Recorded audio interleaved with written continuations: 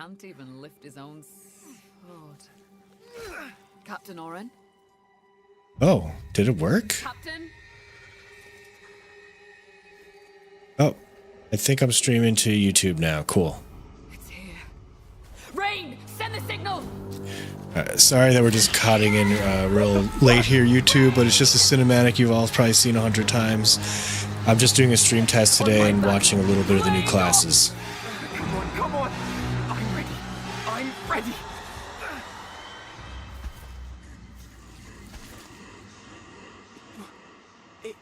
It's a man! No, it's not.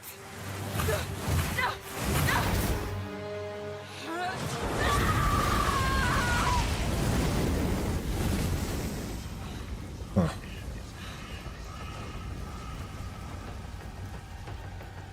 Run. Wait a sec, it says unlisted. Oh, I've never properly set up my YouTube? Details, visibility, public. Ooh, I can do members only. That's interesting. Okay, just made it public, so maybe people can see it now. Captain! Captain! Captain!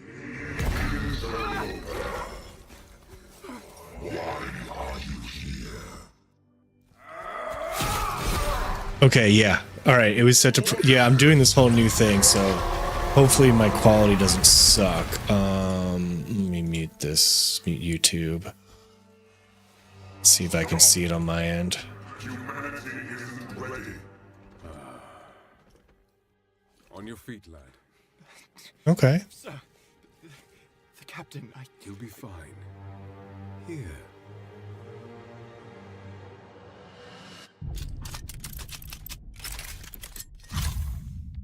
Oh, not bad. Cool. It's working. What is it?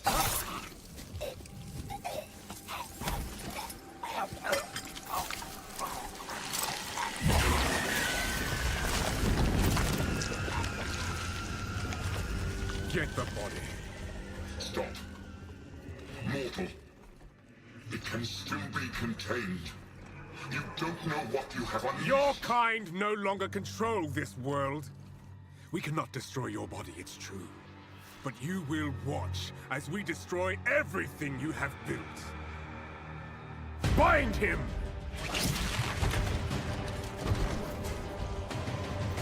Feed.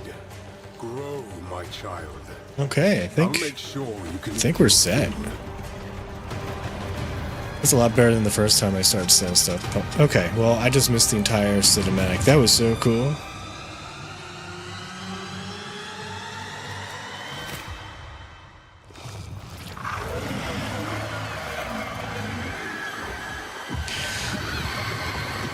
Yeah, so epic and awesome. My god. Alright, now that I got that set up, let me look at your horrible finger situation here, D-Man. Hi, I'm Jonathan Rogers, Game Director on Ooh. Path of Exile 2. Oh my Now, god. Path of Exile 2 is going into early access in around 2 weeks on December the 6th. But even though it's early access, this isn't just yeah, some like a small rope taste. burn? What is The that? game is huge. No, In this that live stream, We're going sucks. to be introducing everything you can expect. So without further ado, let's roll the gameplay trailer. Put some Neosporin Band-Aid on that shit. Beauty, precious, Oh yes, okay, PoE 2, sorry. permanent. I'm a bad streamer. Life and death are mortal enemies, and yet bound to one another.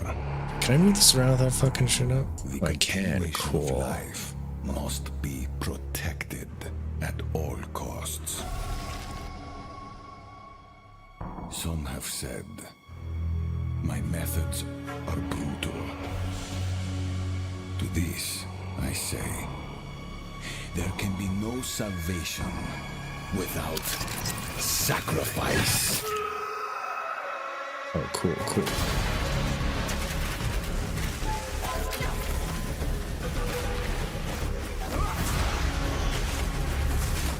Pop this out. Pop out.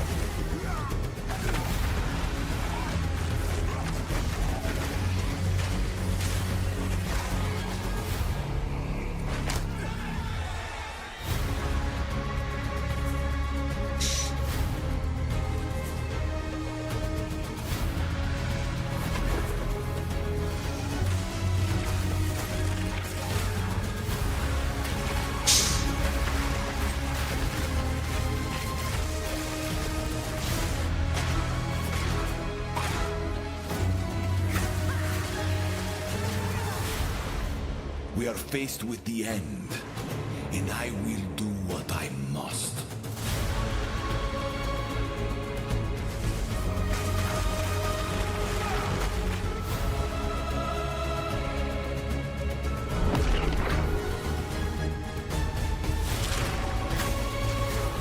Okay, cool. It's not that much of a delay. It's like 2 to 5 seconds. Before it was like 10 seconds. The bosses in this game are going to be ridiculous. Those who obsess with death, let them soon be acquainted with it. Yeah. Now, as you just saw, even in early access, Path of Exile 2 is a big game. It's actually been 5 years since we announced PoE 2, and over that time we've revealed a lot, but it's been in bits and pieces. It's pretty hard to keep track of it all. You can see the So today we're gonna do a teleprompter in full his rundown of all left the content that will be glasses available there. at It's like the a start of blue early screen. access. Classes, It's kinda character weird that it's a progression blue systems, and for the first teleprompter. time, a full overview of the Endgame. This is going to be a big one, so get comfortable. For 20 years, Rayclast has been free from any sources of corruption, but the Count of Ogham, tempted by promises of power, intends to harness it once more. Is that really what the title The is dead still? are Oh my rising, god, I thought updated. monsters are Okay. mutating, No, and no, madness it's is spreading. stream Under the dark influence test of corruption, and the Count doles out sentences PoE2. of death to any who would question him. Okay. It should be updated. Thanks for that, man. I actually thought I updated it before, but I also have a new system of updating that information, so... And this is where you find yourself. At the Hopefully start it of PoE2. updated. Explore the dark forests of Ogham. Traverse the barren plains of the Vasteri Desert.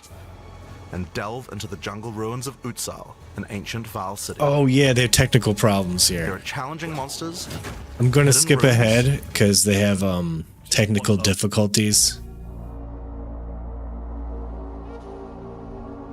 Yeah, I know. I'll figure it out eventually. barren plains of the Vasteri Desert. And All right, we're skipping to the skills of martial classes. arts, like- Yeah.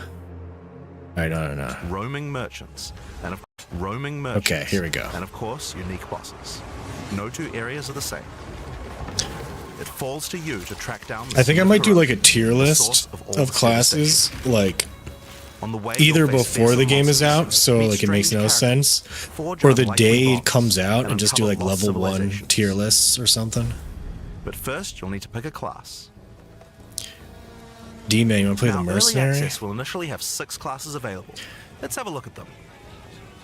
The Monk is a fast and furious melee Right. fighter. This dude right Dashes in and here. out of combat and has mechanics that involve Because I building like up, rogue keeping style, and this is kind of like a Like fast all melee classes in PoE2, combat, you'll but want to use also a it has wide variety of frost skills and skills. mix and match different combos.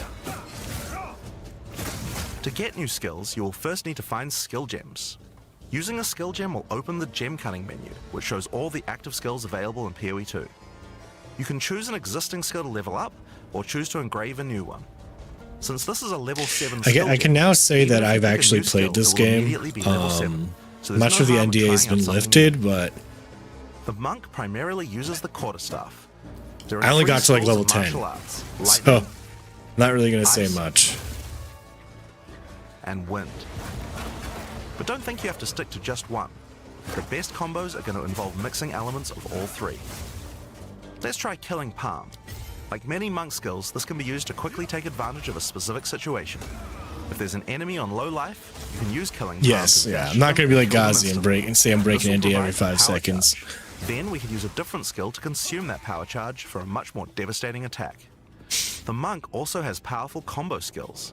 Tempest Bell, for example, is a skill that places a giant resonating bell.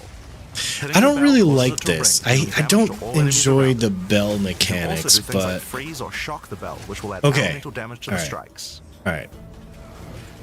Hitting the bell for a much more devastating, dealing damage to all enemies around it. Okay. Do you think this bell can stop incoming projectiles? Because if it can do that, then this is actually maybe worth going. You can also do things like freeze or shock the bell, which will add elemental damage to the strikes. I don't think it can though. The Monk also has a variety of abilities to empower his staff. If an enemy is close to being stunned, you can use Staggering Palm to punch them down. After that, any attack you do will shoot out wind projectiles. I don't know. The wind projectiles aren't homing There are in on 21 stuff. active skills for quarterstaves, so this just scratches the surface of the options that you have. By All right, there's endgame, you'll ice be dashing magic. from Hell pack to yes. pack, spewing projectiles and obliterating screens of enemies with huge combo Yeah, attacks. that's what I like. Now, if you like a style of melee that's a little slower but hits much harder, then I the don't. warrior is for you. I don't like the warrior. Pounds the ground with big chunky attacks and can shrug off the hits of small enemies with large amounts of armor. Even though the mace slams are slow, you never lose control. Longer attacks can be retargeted as you go, and if you find yourself committed to a long attack, you can dodge roll out of it at any time. Among the skill option for maces, you will find a variety of slams, fire attacks, war cries, and shield skills. Here, Shield, I'm gonna slam alright. the ground, rending it apart with lines of fire. You can actually use Any your slam shield skill in will this then game. cause these fissures to erupt with lava. I can even run through them with a skill like Stampede to do Double huge shield amounts of- build. You can actually, there's a button to have your shield come out and actually block attacks, and you build up a block bar, and once you hit like 100%, you get like stunned or something. He'll tell you. The warrior can also use war cries, which can empower your next skill. Seismic Cry, for example, will double any slams from your next attack. The Stampede counts as a slam, so I can double that for even more craziness. If you want to go a little faster and be a little more defensive, Here we put a go. Shield. He's In doing PoE it. 2, you can raise your shield at any time to block all damage from the front. All even damage. spells. While holding up your shield, your stun meter will build. That's as kinda you take ridiculous. damage, so be careful. If it reaches 100%, your stance will break and you will be vulnerable. Some enemies also have unblockable attacks, which are indicated by this red flash. If you see one of these coming, make sure to dodge out of the way. Using a shield also gives you access to shield skills like I shield like how charge, there isn't which allows you reticles to on the charge floor. towards It's like you enemies and actually stun them. have to know when an attack's coming While out, charging, like you're also in blocking the Dark whole time, Souls. so you have full damage immunity from the front. Warrior does Warrior look sick. also has access to totems. I don't like war. Some Ooh, totems? have built-in abilities like Shockwave Totem, which can be placed to stun nearby enemies. Oh, and trigger shit, they get aftershocks like those from the totems? Earthquake. But you can also get Ancestral Warrior Totems, which allow you to use any slam skill in your repertoire. Okay, whoa. Shockwave Totem, which can be placed to stun nearby enemies and trigger aftershocks like those from the Earthquake. But you can Okay, raise a totem that uses socketed mace skills. So basically, you pop a totem out, and all of your mace skills it's able to use. That's kind of like the Marauder build in Diablo 3, where they just gave it to the warrior instead of the rogue. That's pretty cool. also get Ancestral Warrior Totems, which allow you to use any slam skill You're a in your repertoire. totem hater? Okay. This is a meta skill, which means I'm- that it's a skill you can put other skills I'm kind of into. a minion I hater, can so take a I slam understand like that. Sunder and I like socket it totems into my better, Ancestral but Warrior Totem. think- Now when I summon him, he'll sit there and slam the monsters from a distance. There are 20 active skills for maces, so there's a lot more to try out. But by endgame, you're going to be dropping hammers from the Hey, sky. Bane fearlessly into Fatak, combat I'm and sorry separating I, the very earth you stand on. butchered your name there. 6 a.m. here in Scotland. Well, Time good for morning, some dude. ranged attacks. Happy The weekend. ranger is primarily about the bow, but we wanted to make sure that she feels agile as well. In PoE, Okay. I usually like ranged more than melee. When I saw the list of what people are hyped for, this ranger is on the lowest end, and it just doesn't have anything super special that I'm like, oh, that's so cool, I have to go it. Yes, it's got chain lightning arrow, but like nothing's like, oh hell yes. And I love bow. I usually always go bow. Faux girl, welcome to the chat. time for some ranged Just watching attacks. PoE too. The ranger Good is morning. primarily about the bow, but we wanted to make sure that she feels agile as well. In PoE 2, you can shoot while moving. Combined with I all do like the skills shooting ranger while has that allow moving. you to jump around, you will have a lot of mobility in combat. Look, it is Bow skills have a variety of okay. This is my number 2 class. I'm gonna make a monk and a ranger as my first 2, but then also the freaking sorcerer looks cool. Those are my top 3. I usually wait until the last day and they end up picking rogue no matter what. So that's usually what I end up doing. Lightning, poison, ice, and physical attacks. Infinite Atlas will be Lightning fun. attacks bounce around between targets. You can also stick lightning arrows. It sounds fun. I'm not going to be too negative here, but Last Epoch does not have an infinite atlas. It has a, I guess, an infinite corruption system where it just keeps getting harder, almost like an infinite atlas. And I did get a little bored of it, but look, we'll see. We'll wait and find out. Like, I'm hyped. I'm not upset. It's going to take me forever to even get there. And we'll see when it happens. In the ground, which explode when hit by the bouncers, or electrocute enemies to take them out. Oh yeah, character slots. I wonder if we got to pay for character slots. I know ice attacks later slow. And this is technically a free-to-play game that we're paying to play early. Ooh, okay. Poison not only to take them out of combat. So you can have 2 weapons at once in this game, and you can mix and match skills, and you can switch between, like, let's just say, monk fists or whatever, fist weapons. Do all of your monk skills, and then switch to your bow, and you can have some ranger skills. Now, there is monk abilities that have ice moves, and ranger abilities that have ice moves. So if there's something that does like crazy ice damage, like let's just say there's a ranger move that like, in fact, let's just say there's a sorcerer move that does like double ice damage aura. Then you switch to your monk moves that just do all ice damage. You can just combine ice mage plus ice monk for a really ridiculous like mage monk. That's probably what I'm going to try to build. To slow and freeze enemies to keep them away from you. Classes are not locked to specific skills. You can pick any skill in any class. You start off in your passive tree let's just say you're a ranger. You start off in an area in the huge passive tree map that you're right next to the area where it's like bows do 10% more damage, projectiles do 10% more damage. You have higher dexterity, blah, blah, blah. And then like Sorcerer starts out with elemental damage is increased by 10%. But then you can veer away and go towards the bow moves and stuff. And you're not locked to anything in this game. Not only can you slowly damage your enemies from afar, but also grow some interesting plants. With 21 bow skills and all the mobility and combo tools the ranger has, you can take advantage of every situation. Sir Duncan, thank you, dude. In game, you'll be creating hundreds of with the boring campfire one with the anime song. I had the most fun with that anime song. That was fun as shit. Poison. Not only can you slowly damage your enemies from afar. Okay. Damn it. This is why people don't like the ranger. It just looks annoying, this poison move. It's like he's getting wrecked. Ice attacks later slow and freeze enemies to keep them away from you. Ice attacks are cool. Using poison, not only this just looks like he's getting from afar, but also wrecked. Interesting plants. With 21 bow skills and all the mobility and combo tools the ranger has, you can take advantage. He's like getting absolutely annihilated in this. By in-game, you'll be creating hundreds of arrows, be they falling from the sky, bouncing around between enemies, or spraying out of points. That does look cool. Okay, lightning bow looks the coolest. Frost monk looks the coolest, and like fire mage looks the coolest.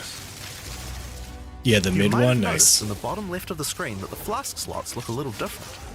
In PoE 2, you have one dedicated life flask slot and one mana flask slot. Flasks gain charges as you kill enemies, and typically allow you to heal 6 or 7 times if they're full. The Big King 1313, thank you for the sub for 14 months. This was 10 minutes ago. Sorry for not noticing. I am setting up a whole new stream system right now. Four Girl, thanks for the follow. I'm just gonna send you a message here. Whisper. Thanks for the sub. All right, there we go. Okay, we're back. But that's not the only thing you can use charges for. Charms are a new item type that will automatically defend you from various debuffs or damage types. Okay, charm. Lasts 3 seconds. Consume 60 of 80 charges on each. What is the consumes 60 of 80 charges on use? Currently has 0 charges.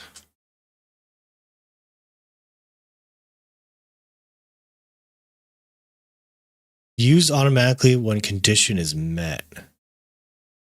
I guess you build it up while attacking stuff and then you'll randomly get like a bleed immunity. And if it's a charm, okay, you put it in your charm slot there. You have 3 charm slots. So this grants immunity to freeze, has 80 out of 80 charges. And there are also some substats like just use it, whatever. Frozen? Equip a thawing charm. When it's fully charged, it will make you immune to freeze. Am I making a video for lackluster D4 season 7 reveal?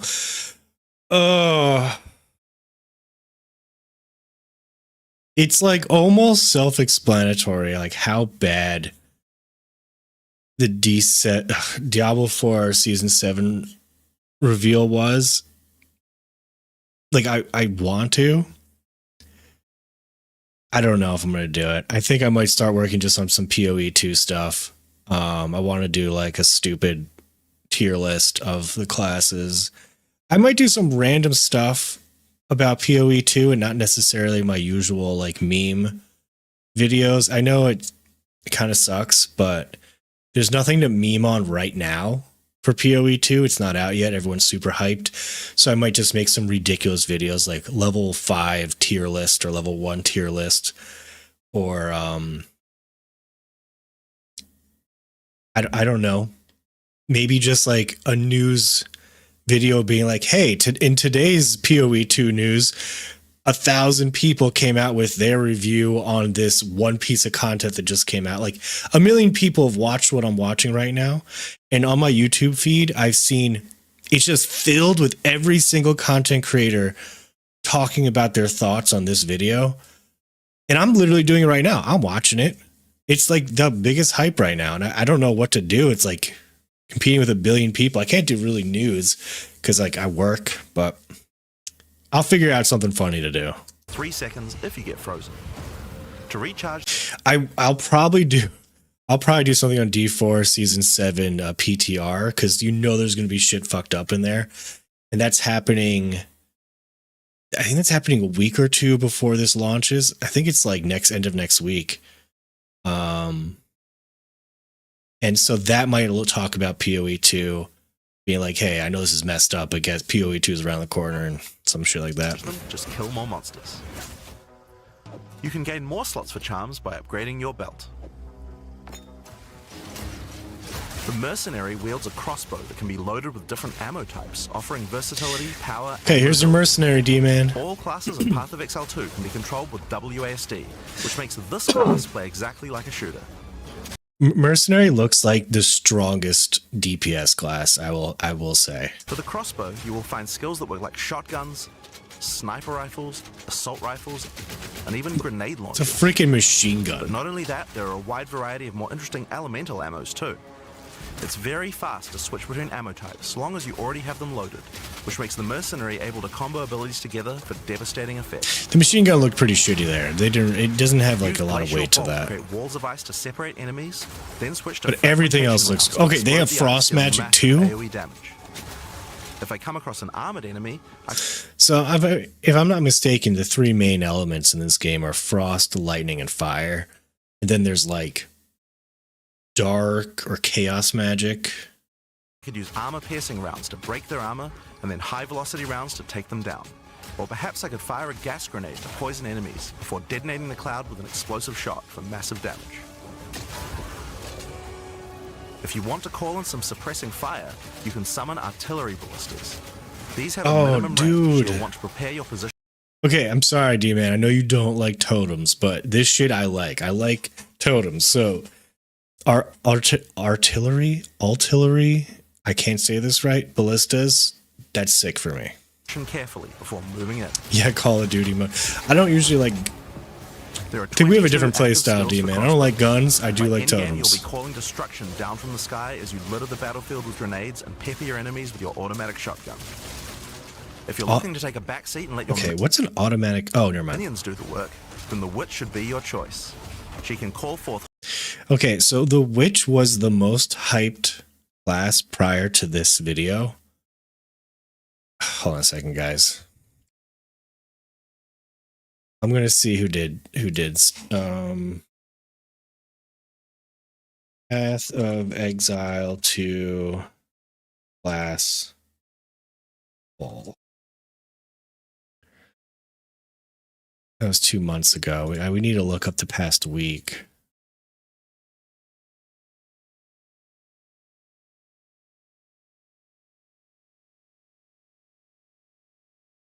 Fuck, dude.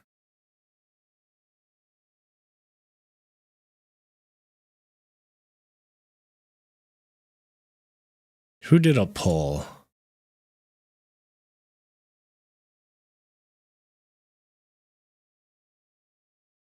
All right, let's see.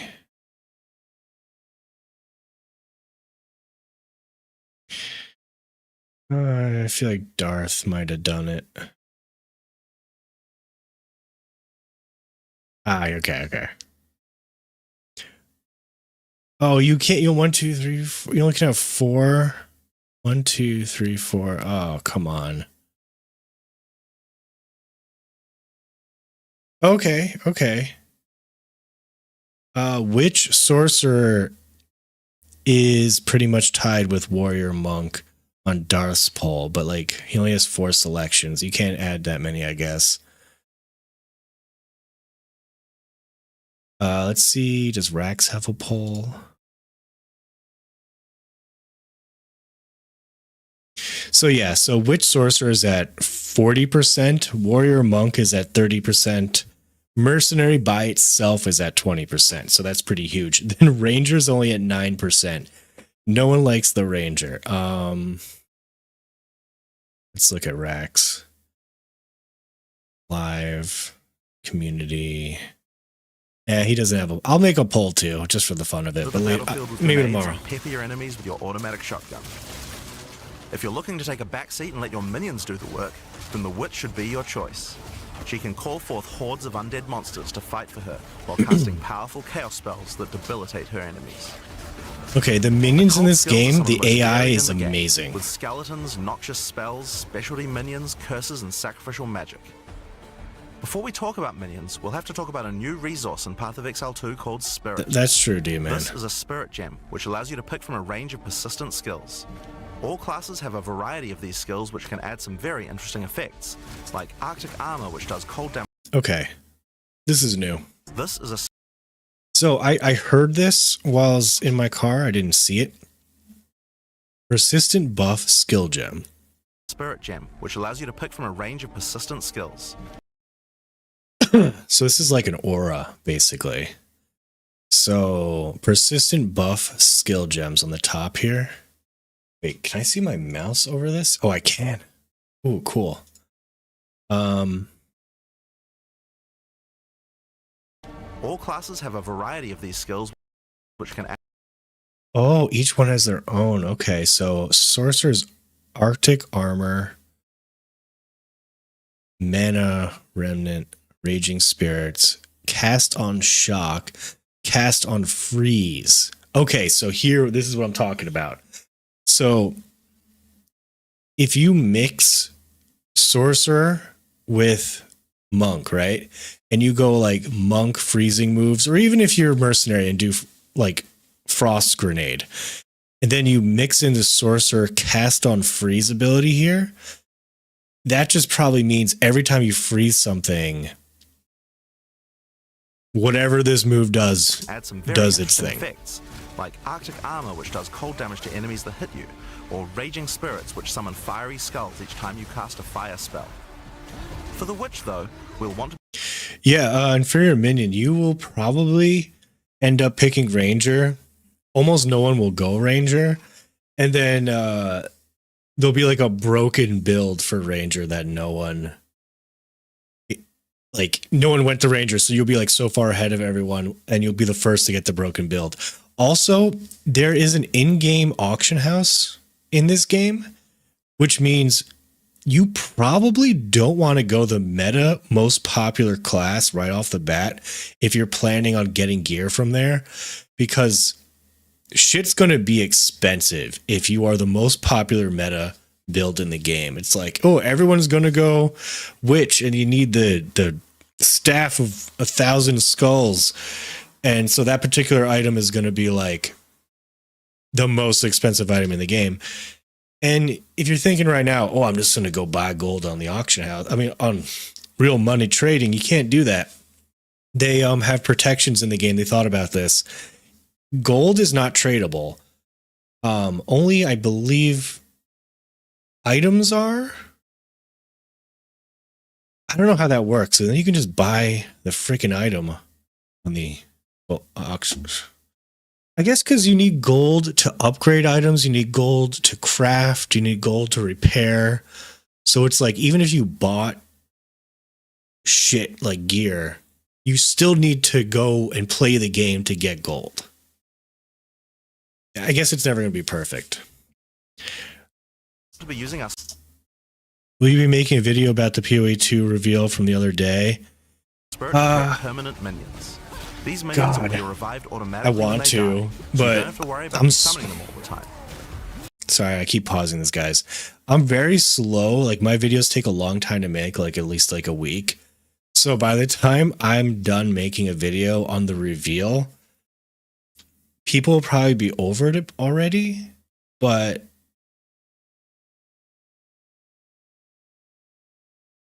maybe once I have to start watching people's streams, but I watched a few, I'm not going to say who, but they're staring at the screen and they're not saying anything. They're just like, oh my God, holy shit, that's in the game? That looks so cool. Like, they're not really adding a lot of commentary. I'll figure it out, dude. And by the way, if people want to know who I'm talking to Chris on YouTube. I don't have YouTube and Twitch talking to each other yet. Here, I'm using the skill screen to allocate which minions I would like in my horde. You can see the spirit cost of each one. Skeletal warriors are cheap, but weak. Useful for tanking damage and distracting enemies.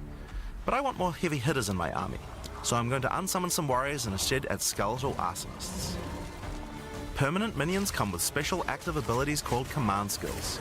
You can order these guys to detonate your I do own think minions Ranger is for going to be more damage massively and very overpowered effective. because of how hard bosses If you want a are. bigger army, you'll need a scepter. And they can This move new and do weapon type damage, is imbued with and they can even dodge more very spirit, easily. allowing you to summon even more friends. And if you want an even bigger army than that, you can take advantage of corpses to summon true hordes of minions. But what can a witch do while her army is at work? Well, she has a range of chaos spells to spread disease amongst your enemies, or bone skills to impale them. Or, you know, you could curse them to make them weaker so your horde can take them down. There are 25 active occult skills. By the endgame, Yeah, just comparing GGG's reveal of their game where they got like 200,000 viewers, and then like season 7 had like 8,000 viewers. It's a pretty stark contrast. I think I'm gonna wait for season 7 PTR to come out because it'll be fresh in people's heads how much of a difference this is going to be from PoE, and then hopefully come out of the video after that. And that might be my last direct Diablo video before PoE 2 comes out. Then I'm going to try doing a bunch of PoE 2 stuff up until season 7 launch or Monster Hunter at the end of February.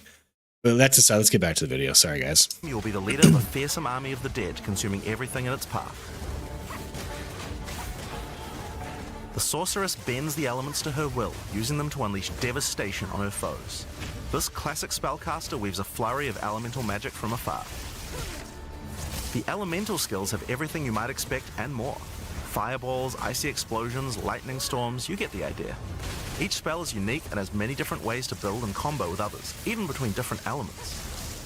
That's For cool. example, Flame Wall conjures a burning line Right. that not only damages but also weaves a flurry of The Sorceress bends the elements to her will, using them to unleash devastation on her foes. This classic spellcaster weaves a flurry of Okay, that was an this person's using on their bar here. They have fire, ice, and lightning. Elemental magic from afar. The elemental skills have everything you might expect and more. It almost seems like they don't even know what they're doing. There's a lot of random shit here. Fireballs, icy explosions. That fireball is pretty cool lightning though storms, for you get AoE. the idea. Each Yeah. So it's elemental shooting magic from afar. this triple fireball, Elemental skills have everything you might expect. and when it more. kills Fireballs, something, it icy explosions, explodes. Lightning storms, you get the idea. Each spell Oh, is no, it unique doesn't and has kill- many it different just ways to explodes build and combo randomly. with others, even between different elements.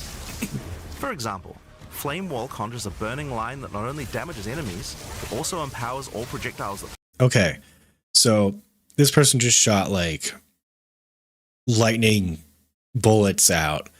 It goes through the flame wall, and now the lightning is on fire. So it's doing double damage or whatever the hell that means. pass through it. If you place a wall and fire lightning sparks through it, they'll gain extra fire damage. It's a good idea to take advantage of the ability to automatically swap weapons when you use Yeah. You're saying that GG will fix broken builds within hours. I'm gonna say like, that's a million times faster than Diablo 4 can fix a build. However, you guys know that. Are we going to be able to play with PlayStation people on PC? I know your character is the same on PC as it is on PlayStation. But oh god, there's crossplay. Oh no. Yeah. You see, that's the thing. I don't think there's crossplay on PoE right now, because crossplay is the main reason things can't get fixed fast.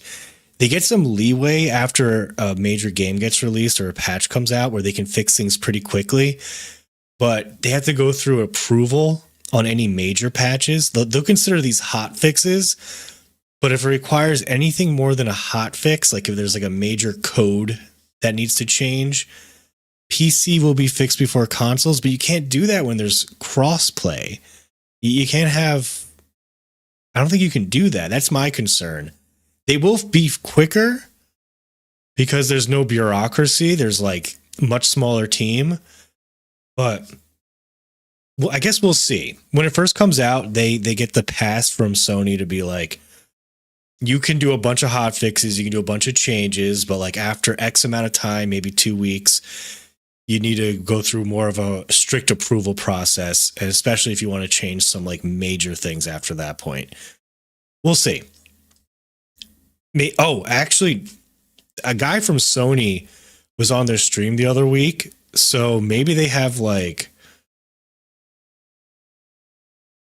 I don't know, maybe a deal in place. Let's just assume they have a deal in place and they're going to be able to do hot fixes instantly.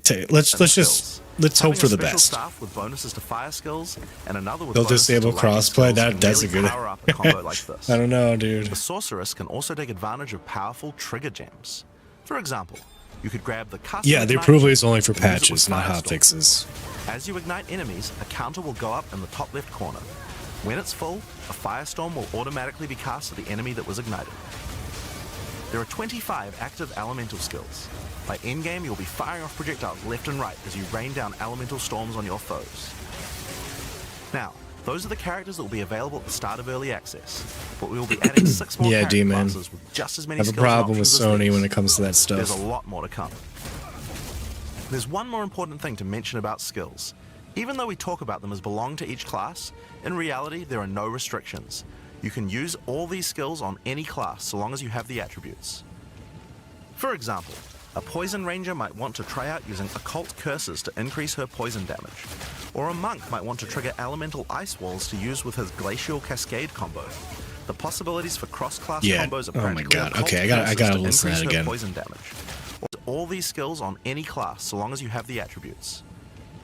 For example, a poison ranger might want to try out using occult curses to increase. Yes. Okay, so occult curses are just things that like, oh, you do 50% more damage with physical. You do 50% more damage with elemental.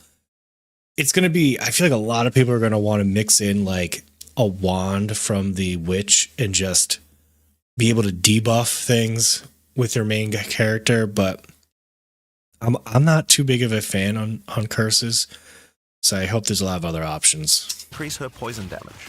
Or a monk might want to trigger elemental ice walls to use with his glacial cascade. Ah, okay, so trigger elemental ice walls with the glacial cascade move. So I assume that's the passive, which is on freeze, trigger, blah blah blah. Cascade combo. The possibilities for cross-class combos are practically unlimited. We're looking forward to what kind of things. Oh yeah. Microsoft is also annoying with their Xbox patches. I keep forgetting because Diablo is now owned by Microsoft, so they don't have to go through like barely any approval process when it comes to, I mean, obviously quality QA, but quality assurance. GGG is probably going to be a little bit more tripped up with Microsoft than Sony because they're the competitor to Diablo, which Microsoft owns. I don't know, guys. And the thing is, they won't come out and tell us Sony's fucking being an asshole. That's why this isn't being patched. Or Microsoft's a douche. This is why it's not being patched. When Diablo 4 got delayed, it was because they couldn't get PlayStation, Xbox, Steam, and Battle.net to all start at the same exact time. And that was their reason. But they didn't say who was at fault. And I don't think they're going to, because that's just like a horrible thing to do for, I guess, the relations to those companies. You guys might find. Now, Path of Exile is a game known for build customization, and we haven't even scratched the surface of what is possible yet. So let's talk about support gems. Path of Exile 2 has a system of support gems that can be combined with your active skills to dramatically change the way they work. If you find a support gem, then right-clicking it will open up this screen. Here you will find a variety of recommended support these are cool. Okay. I literally played this class and these support things are like, they take your ability like lightning arrow and they make it so you shoot 4 lightning arrows, or when lightning arrow kills something, they explode. Gems for each of your skills that you can pick between. For example, this is a multiple projectiles support gem and can be used to add multiple projectiles to any skill. Normally, when you fire a grenade, it'll look like this. But if we add multiple projectiles, then you get 3 of them. Once you have the gem, you can also freely move it between any of the skills on your character. If you want to have a multi-shot sniper rifle instead, then it's simply so cool. move the gem over to your high-velocity round skill. That's so cool. Generally speaking, if it sounds like a support gem should work with a skill, then it will work. So it's a good idea to experiment. Note that you can only have one of each support gem. God, the Ranger might actually be really cool. Oh man, I'm going to be conflicted On your character, so you'll want to think. I guess I'm going to wait to see what all the like major streamers do, and it's just like do what Darth did and just be like, looks like everyone I know is going rogue and barbarian, so I guess I'm going to go druid. Carefully about which supports can be used best with each skill for maximum damage. Now, if you want to stick to the recommendations, you should have a perfectly good time. However, if you guys know Tony, if you don't know Tony, he's a friend of mine. He, if he says he's going to go like a certain build or class, that most likely is going to end up being a meta class / build. And he said he wants to go monk. So just keep that in mind. But if you want to experiment a bit more, then uncheck that recommended button and you can see the full list of supports that will work with your skill. There are hundreds of support gems to choose from, and even we don't know the results of all the possible ways these can interact. Each skill can have up to 5 supports socketed into it. And if you're clever, you can come up with some pretty interesting ideas. Dude, meta's going to change like every other week. They're just going to like, if there's a bug that's like, unlike the Spiritborn, they're going to squash those bugs and they're going to keep doing that. And then maybe they're going to do like a faux season in this game, but don't get too comfortable with your meta builds. They don't want there to be one build in the game. They want a lot of builds in the game. Yes. Now all of this is just... Oh, yeah. PoE2. Okay, PoE2 is not really simpler, there's just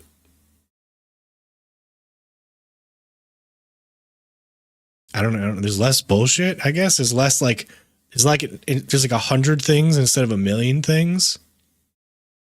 Like Diablo has like 10 things. This game has brought maybe like 50 things right off the bat, and PoE 2 has like 1,000 things, and PoE 1 has 1,000 things. Scratching the surface. You can make frost vortexes, break people's armor, make Yeah, minions Demon, this explode, is make skills repeat, 10 times more simple. make enemies than set each other PoE. on fire, cull enemies, or pin them to the ground.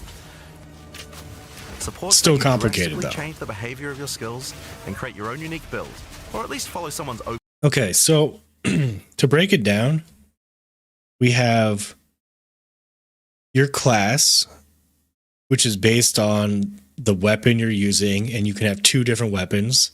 So you can mix and match 2 different class abilities. Each ability can be modified a few times. And you have passive skills, main skills, and support skills that change your main skills. So you can have an aura that does increase physical damage. You could have a shotgun ability and a skill that makes it so you shoot 5 bullets at once through your shotgun.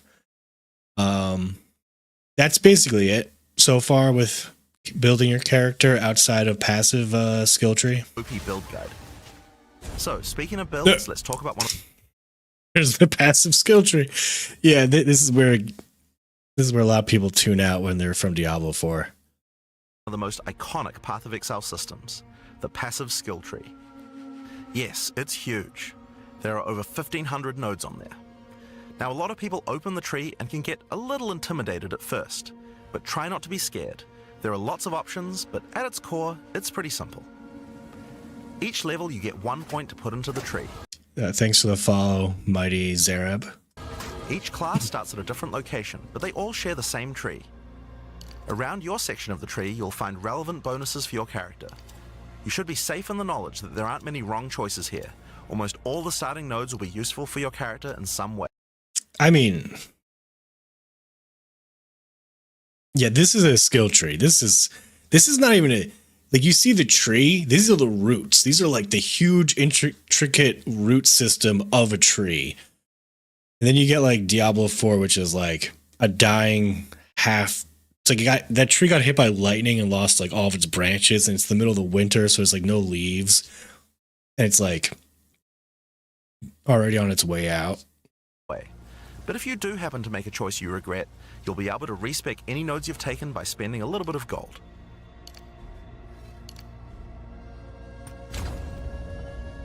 Now, the tree is generally divided up into clusters which have similar themes. In each cluster, you will find small nodes that give simple bonuses like increased damage, but the real power comes from notables.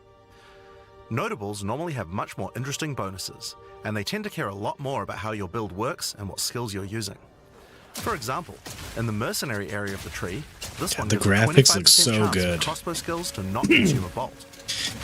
And It's here's one that gives grenades a chance to blow it's up like, a second time. you can't say that this game is at all worse than Diablo 4. It's like identical graphically, if not feels better.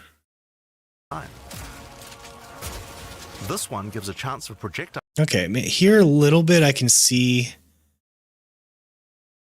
there's some arguments that D4 might environmentally might be a little better. to rebound off terrain. But the skills look so as well as freaking giving cool you in this some game. pierce chance to make that more likely. Note that even though this is in the Mercenary section, this would work with projectiles from all classes, so there are often reasons to go to different areas of the tree. Crafting is easier in PoE 2.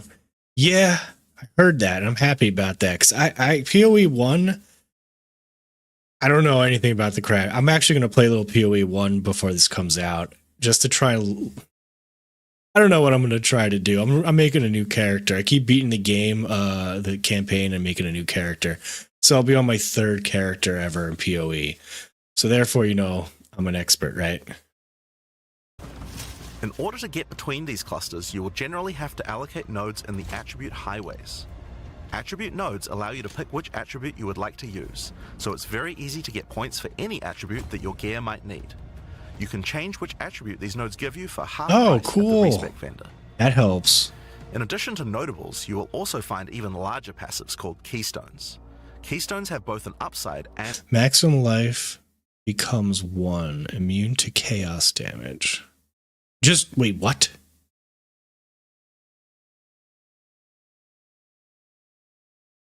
What? Maximum life becomes 1, immune to chaos damage.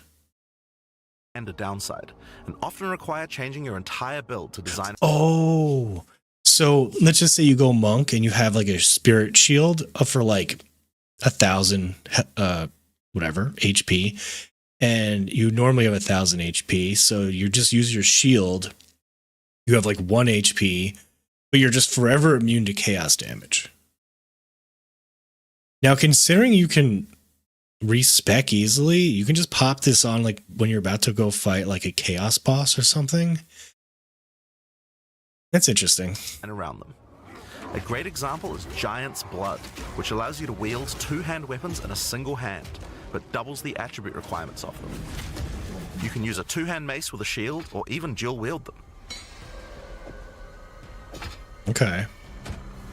Or how about D-Man, dual wielding shields, you ready for that? Mind Over Matter, which makes all damage go to your mana pool first before your life pool, but you lose 50% of your mana regen. Oh, cool. It's very Diablo Skills like 2. these can be tough to build around, but if you're up for the challenge, they can be very rewarding. 30% less critical damage bonus when on full life. Oh, and 30% more critical damage when on low life. So if you combine this with the other ability when you're at 1 HP, you're just doing 30% more critical bonus damage, and you're immune to chaos damage. Oh man, this is going to be sick. There's going to be so many builds. As we showed you earlier on the Sorceress, you can swap between weapon sets on the fly as you use certain skills. One of the new features in Path of Exile 2's passive tree is that you can choose to have your passive tree change as you switch between weapon sets.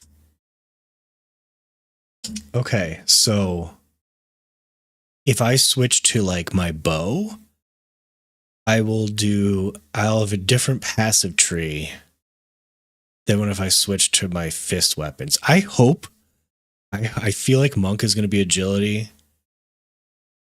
It's got to be. To take advantage of specific bonuses on the tree. For the Sorceress, you might want to change between fire and lightning specialization. Oh, okay. You can do it within the same thing too. So why would you? So I guess. Okay. So you have half lightning, half fire moves. That's what this person has on the bottom here, anyway. Or you could switch between 1-hand and a 2-hand setup in order to be able to block boss attacks while following up with heavy hits from your bigger mace. Okay. Or perhaps you could have a full curse setup on your witch to debuff enemies before switching to a chaos degen build for maximum damage. Kind of an armory. It almost is. Almost is. I think it just doesn't change your other gear pieces. But yeah, they had it before Diablo, just like how last Epoch had, what is it, leaderboards before Diablo.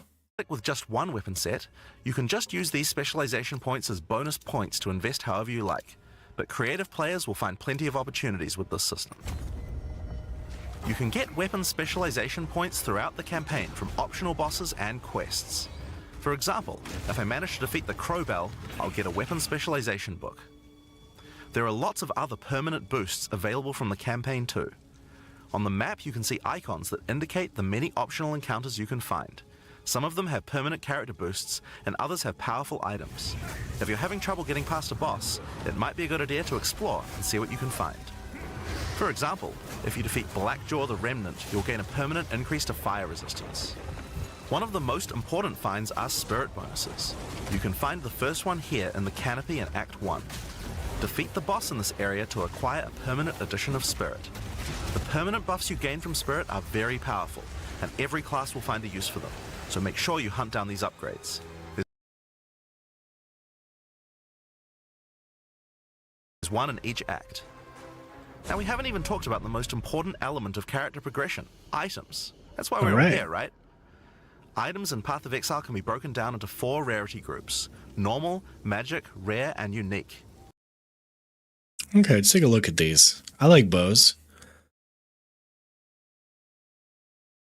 So we got 100% increased attack speed. It's always nice. Interesting. They're definitely... Okay, this is level 24. Okay. Got it. This is a level 32 bow. 24 fit 5. Because 7 to 14 damage is like, that's pretty shitty. What is a 40% less attack damage? Why the hell would you want that? That sounds pretty bad.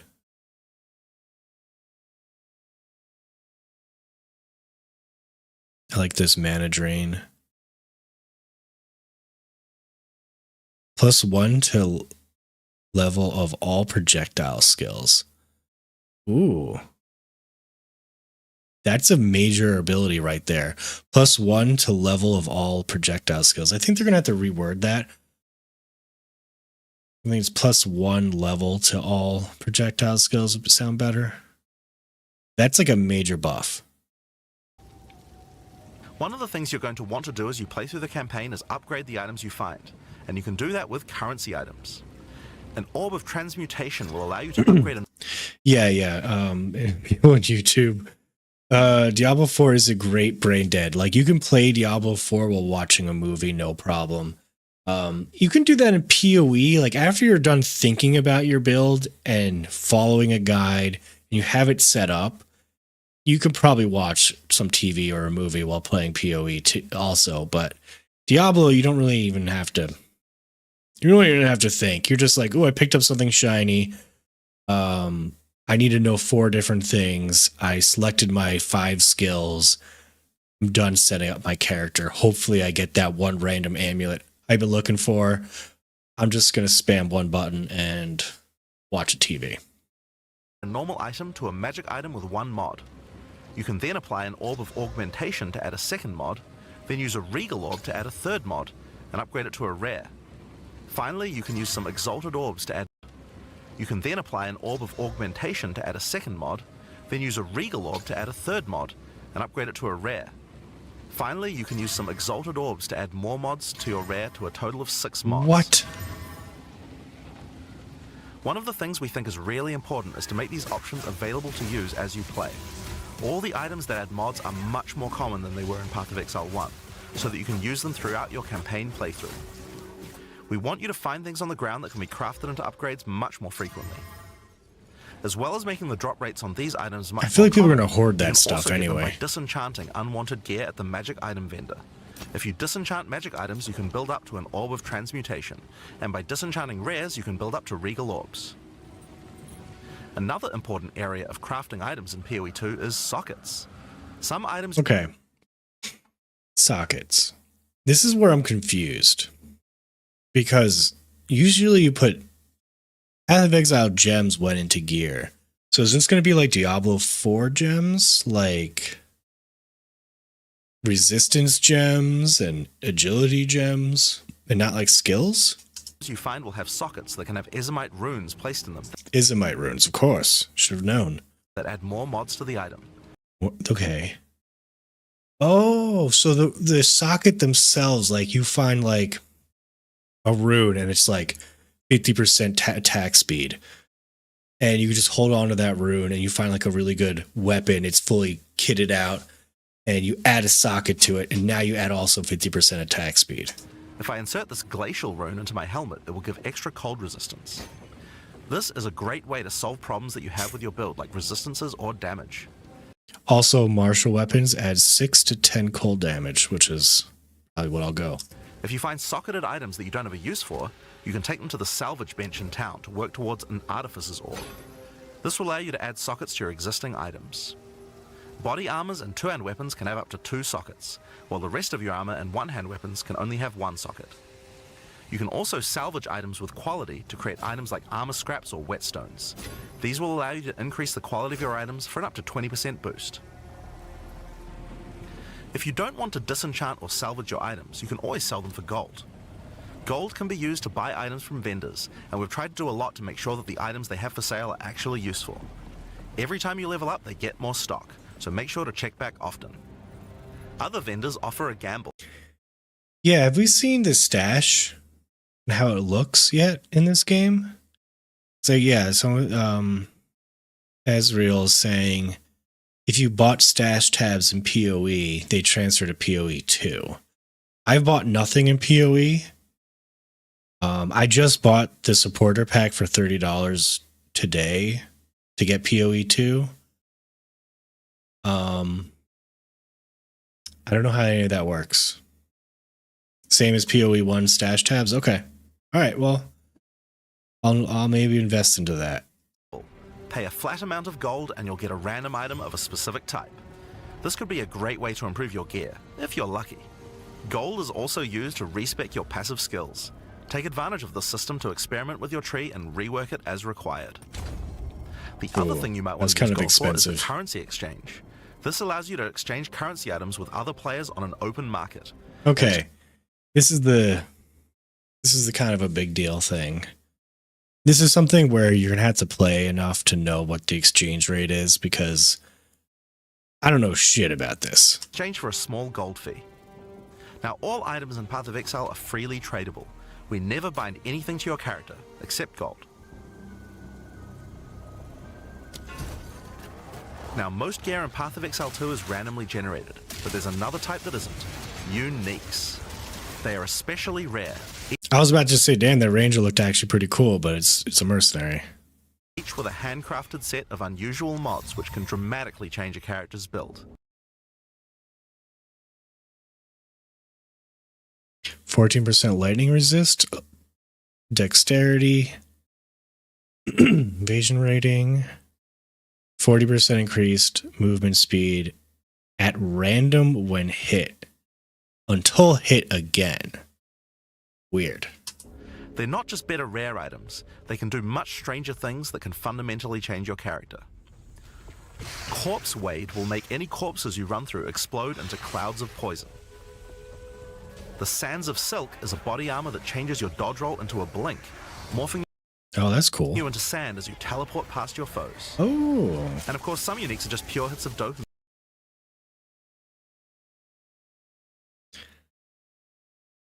Yeah, this is the... Okay, 100% increase attack speed, 40% less attack damage. So I guess you're just... Let's say you do 100 damage, then you do 200, 40% less. So you do 120. It's like a 20% increase in damage.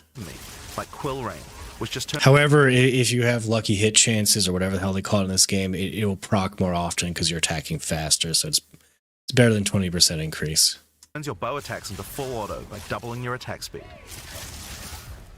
Each unique is something that you can build your character around. We try to make sure that most unique items have a potential use at endgame, even if you find them early on. And as you can see, every single unique item comes with custom art to match. The last character progression system that you...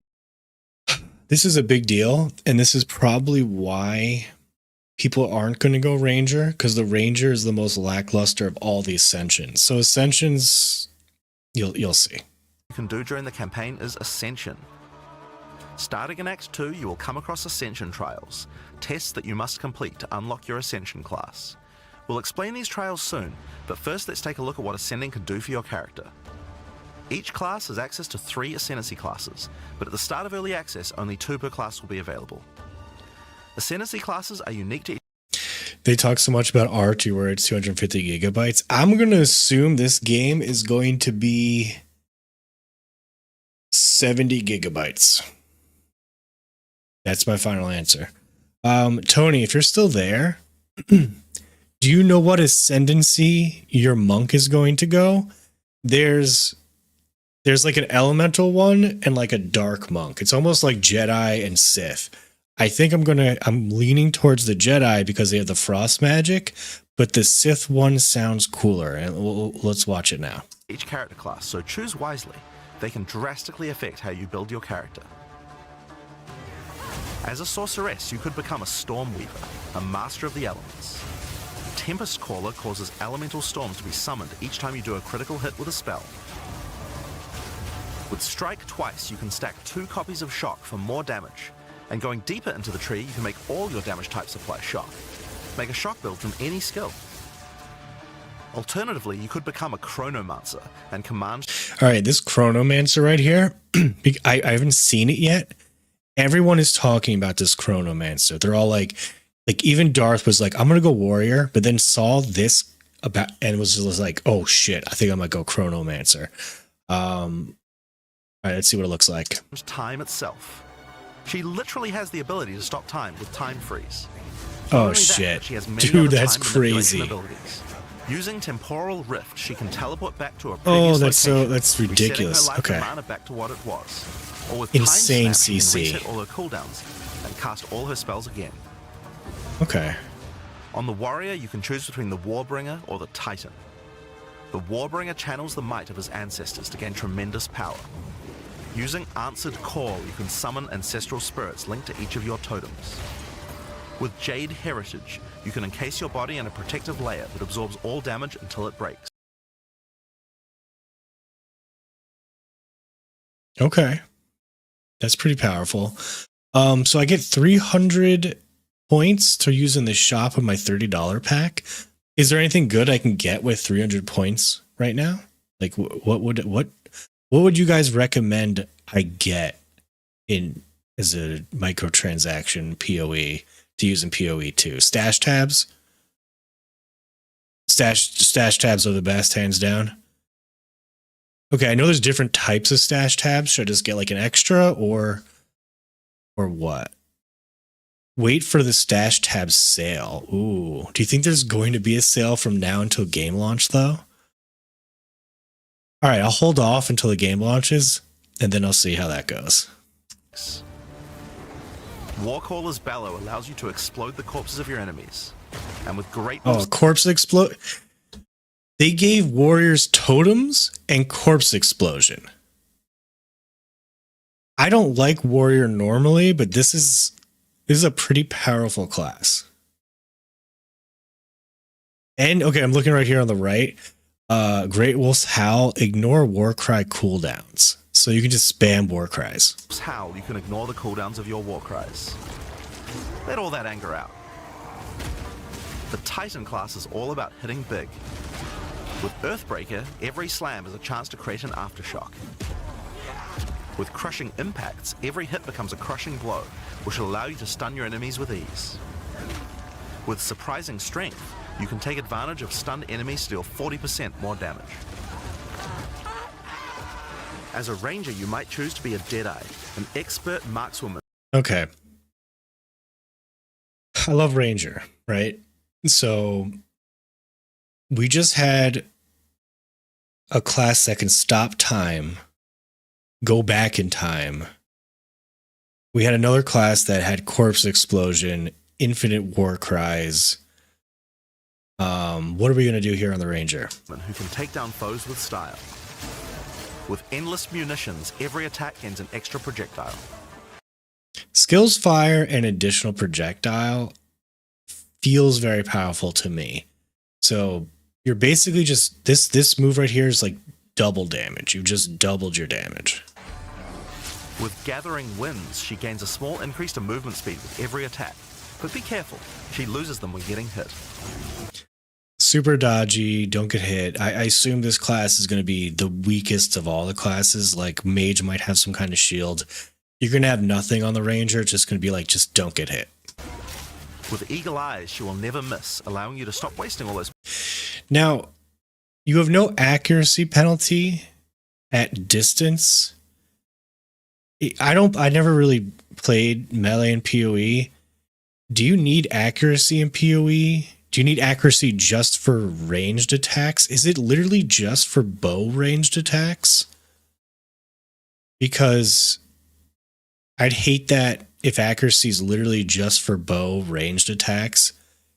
So you'd have to spec into that if you didn't go this Ascendancy, and then you just go this Ascendancy so that you can unspec out of it. Passive points on accuracy. Alternatively, you could become a Pathfinder, the master of flasks and poison. I never really got the appeal to Flasks. I would never go this, even if it's overpowered. I don't like throwing bottles of shit. There's a melee skill where you need accuracy. Okay, that makes me feel a little better. She can choose from one of several throwable concoctions, allowing her to spend her flask charges to throw explosive bottles that deal various types of damage. Yeah, A I just don't bleeding like that. concoction will make your enemies bleed, while a fulminating one can shock your enemies. I hate this, actually. I don't like throwing flasks. Like, I think it's very stupid. Allowing you to do extra damage. Contagious However, a lot of people I've seen that watch this are like, fuck yeah, I like throwing flasks. It's cool. Like, it might just be me. contamination allows her to spread poisons between her foes, while overwhelming toxicity doubles the number of stacks they can be infected by. Running assault allows her to move much more quickly while firing, while relentless pursuit makes her totally immune to being slowed by enemies. Okay, the quicker fire, the slowing enemies, like moving faster while attacking is pretty good, and the double poison's pretty good. Maybe you can go this without going flask stuff. The witch can ascend into the Infernalist or the Blood Mage. As an Infernalist, she can summon a loyal Hellhound companion. The Hellhound sets enemies on fire, as well as taking a percentage of the damage if the Infernalist gets hit. This is a better With fire mage than Pyromantic the Pact, you can turn the your actual mana sorcerer. into Infernal Flame. As you cast more spells, the flame builds up, and if it overflows, you'll take damage. Using Bringer of Flame, you'll want to make sure you keep the flames topped up. While your Infernal Flame is above 30%, all damage from you and your minions will ignite enemies. Okay. It's when this thing over here gets full, you take damage. So I guess this is the shield right here. Pyromantic Pact, you can turn your Okay, it did a chunk of damage. It's like almost half the shield mana damage. into Infernal Flame. As you cast Then- more spells, the flame builds up. There you go. It's like a 30% If chunk. it overflows, you'll take damage. Using Bringer of Flame, you'll want to make sure you keep the flames topped up. While That's your not bad. Infernal Flame is above 30%, all damage from you and your minions will ignite enemies. Yeah, the archer does look kind of weak. She can also transform into a literal demon. While in demon form, she takes an increasing amount of damage. That's but her cast cool. speed and damage increase That's really cool. rapidly as well. So if you're planning on transforming into a demon, make sure you stack a lot of life recovery. She can also become a blood mage, a master of life and energy. All blood mages must pay the price of making skills cost life as well as mana, but in exchange, every monster they kill will drop life remnants, which allow them to quickly gain back that life. I like that. With Crimson Power, she can gain large Not great on amounts of extra bosses, life, and with Vitality Siphon, she can use her spells to leech life back as well. Once you've got a significant amount of life, you can use Gore Spike to make your critical hits deal incredible amounts of damage. A monk who is Okay, this is it. Tony, if you're here and you're listening, we're about to listen to the Jedi vs. Sith. Here we go. in tune with the elements might become an invoker. With elemental expression, the invoker will create waves of elemental power each time he does a critical strike. With faith as a choice, you gain the ability to meditate, allowing you to double your energy shield. Choose between I am the Blizzard or I am the Thunder to specialize in Okay, I am the Blizzard is what I'm going to go. Gain 10% of damage as extra cold damage. On freezing enemies, create chilled ground. cold or lightning. And I Shall Rage will allow you to turn into an unbound avatar. Each time you apply a status ailment to an enemy, you gain Unbound Fury. When you have enough, transform into an avatar to deal way more damage and inflict even more Now, are they not showing the transformation? Some No, they just didn't show it. Okay. monks choose to reach into the darkness instead. The Acolyte of Chayula can exchange their mastery of spirit for darkness, a resource. Okay, remove all spirit. Base maximum darkness is 100. For each life or energy shield lost to damage, reserve 1 darkness instead if possible. Darkness reservation lasts for 10 seconds. Whatever. I don't know what this means. Resource that can be utilized to both absorb and deal damage. The Shroud of Darkness will protect you from all damage incoming, but if you take Grasp of the Void, you will deal extra chaos damage from all the darkness you have. Their Dark Pact offers greatly increased resistances to chaos damage and can allow their mana leech to not only happen instantly, but apply to their energy shield as well. Another node you can take is Waking Dream, which allows you to see into the ditch and can allow their mana leech to not only void, you will deal extra chaos damage from all the darkness you have.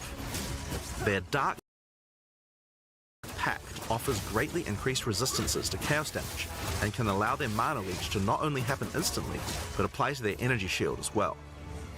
Another node you can take is Waking Dream, which allows you to see into the domain of the Breach Demons.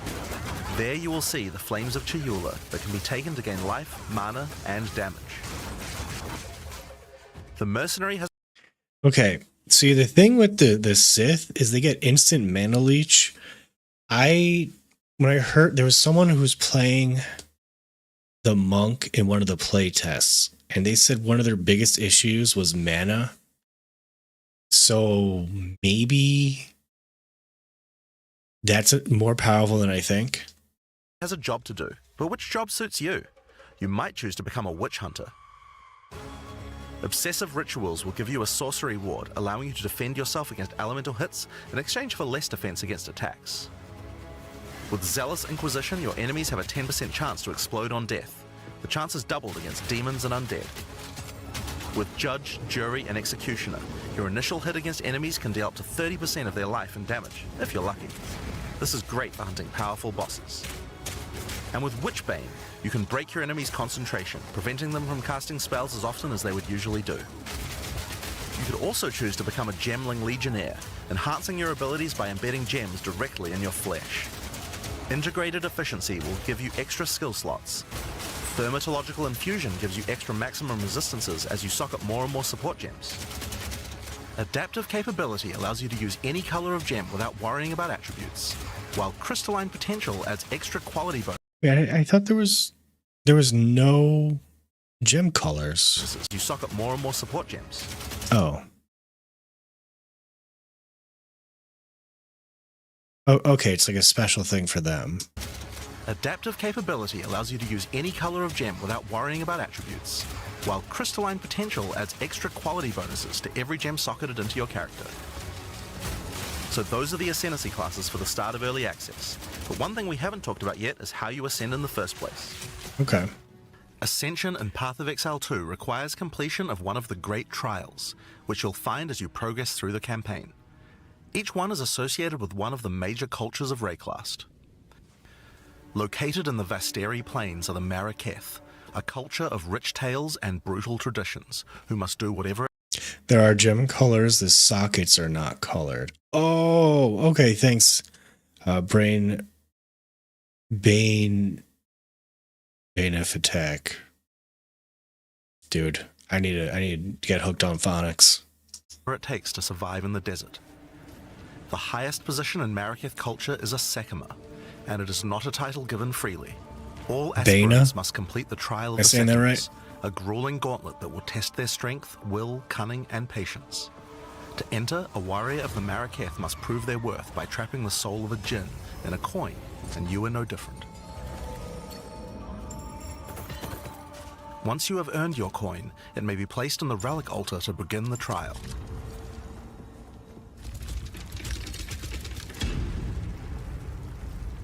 In the Trial of the Sekimas, each room has its own challenges to overcome. In this room, each rare monster you kill will send its blood to the chalice in the center of the room. Once the chalice is filled, you will be able to proceed. While fighting monsters in the trial, you will need to be very careful. Each hit will not only hurt you, but will damage your honor.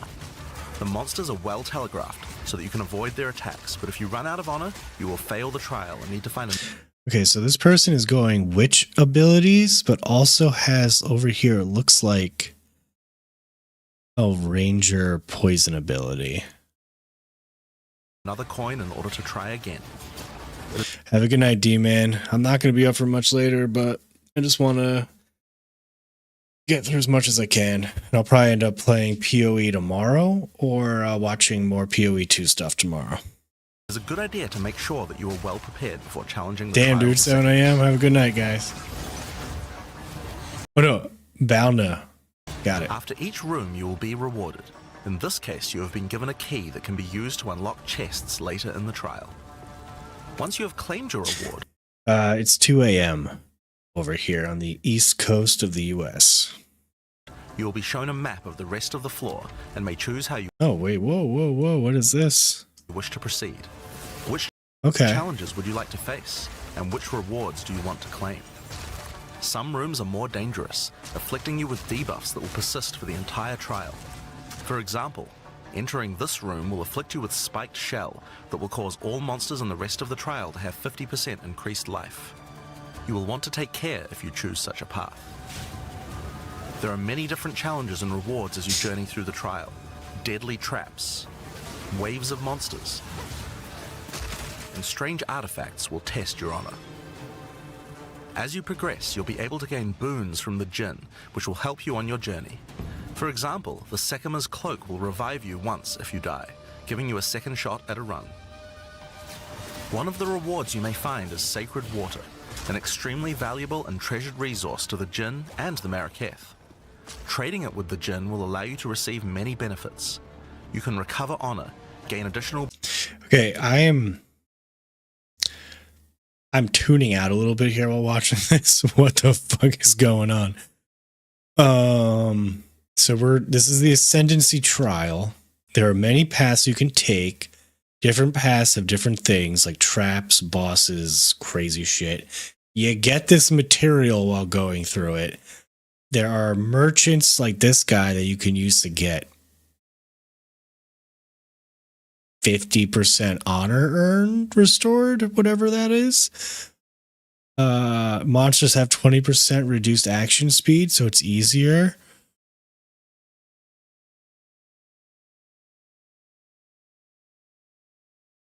Yeah, no, I'm sure I can just like bull rush through this, and like I'll be collecting this and I'll see, do 20% extra damage or 20% more life. And I'll be like, okay, I'm going to go that. And I'll be just stronger and I'll continue on my way. I just zoned out for a second. That was it. boons or remove afflictions. At the end of the floor, PoE2 you'll find a super powerful fans, boss yeah. which will I don't know, truly test maybe your I'll say limitations. that. In order to I think I ascend, have to. I don't think I can call them Diablo 4 super fans when I do PoE2 videos. you need to defeat him.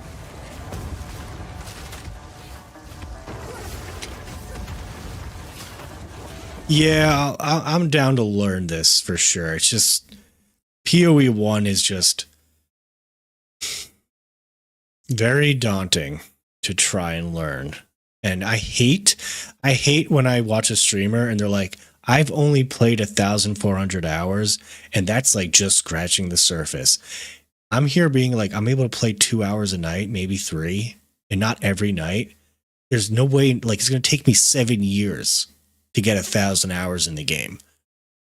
It's not like an encouraging thing when streamers are saying that stuff. So hopefully this game, I only need like 100 hours to kind of understand it, which I can definitely do. If it's even like 300 hours to kind of understand it, I can do that. But if it's like 1,000 hours and you still don't know a lot, I hope that's not the case. Having defeated the boss, you've earned the right to I ascend. don't think it's going to be. First, the loot. The keys you have found may be used to open the various treasures in the vault at the end of the floor. We only have a single bronze key, so we'll just have to open one of these small chests. That's cool. If you want to open the better ones, you'll need silver or gold keys. Let's use the Altar of Ascendancy. Your first ascension will allow you to pick your class and grant you 2 points to use in the tree. Now there are more floors and many more rewards that can be found within the Trial of the Sekimas, but we'll save that for the section on the Endgame. For now, let's talk about the second Ascendancy trial, the Trial of Chaos. In Path of Exile 2, you can choose whichever trial you like to earn your ascension. Each culture on Rayclast had their own methods to ascend. If the Trial of the Sekimas is not your kind of playstyle, or you're finding it too difficult, you could try another. You can gain all your ascension points from just one, or mix and match them. It's up to you. For early access, we will have 2 trials as options, with a 3rd trial coming later for the full release. While exploring the Vaal jungle, you'll discover the Temple of Chaos. Before the Vaal embraced the science of corruption, their civilization worshipped chaos. This ancient trial was once used by the Vaal to test their high priests. A high priest of the Vaal must show willingness to risk everything to gain power. Entry to the trial requires a token from a strange entity known only as the Trial Master. For those in which he sees potential, he shall inscribe an ultimatum. Many have attempted these trials in search of greatness. Most have perished. Will you be able to defy the odds? Before you begin each chamber, the Trial Master will offer you a reward and a choice. Choose one of 3 tribulations to affect you through the rest of the trial. These modifiers might beef up the monsters, curse the player, or add environmental hazards like turrets or trap runes. In this case, we'll be picking shocking turrets. You die, you lose XP. So 99 to 100 is a massive XP. This is PoE regular, right? PoE 1. 1,000 hours is nothing. That's still tutorial. Yeah. Azrael, are you being serious, or are you also memeing on when people say that? Because they say that. I hear that for every freaking streamer says that shit. I'm like, it doesn't make me want to play the game more. I don't have that much time. I am skipping to Endgame, guys. Skipping to the Endgame. I gotta watch that part. Each tribulation you add is minor on its own, but they quickly... They're dead serious when they say that. I know, but it's like, what do you mean it's just a tutorial? What do you mean you don't know enough? You played 1,000 hours. But some people... Here we go. Okay, so only acts 1, 2, and 3 are out.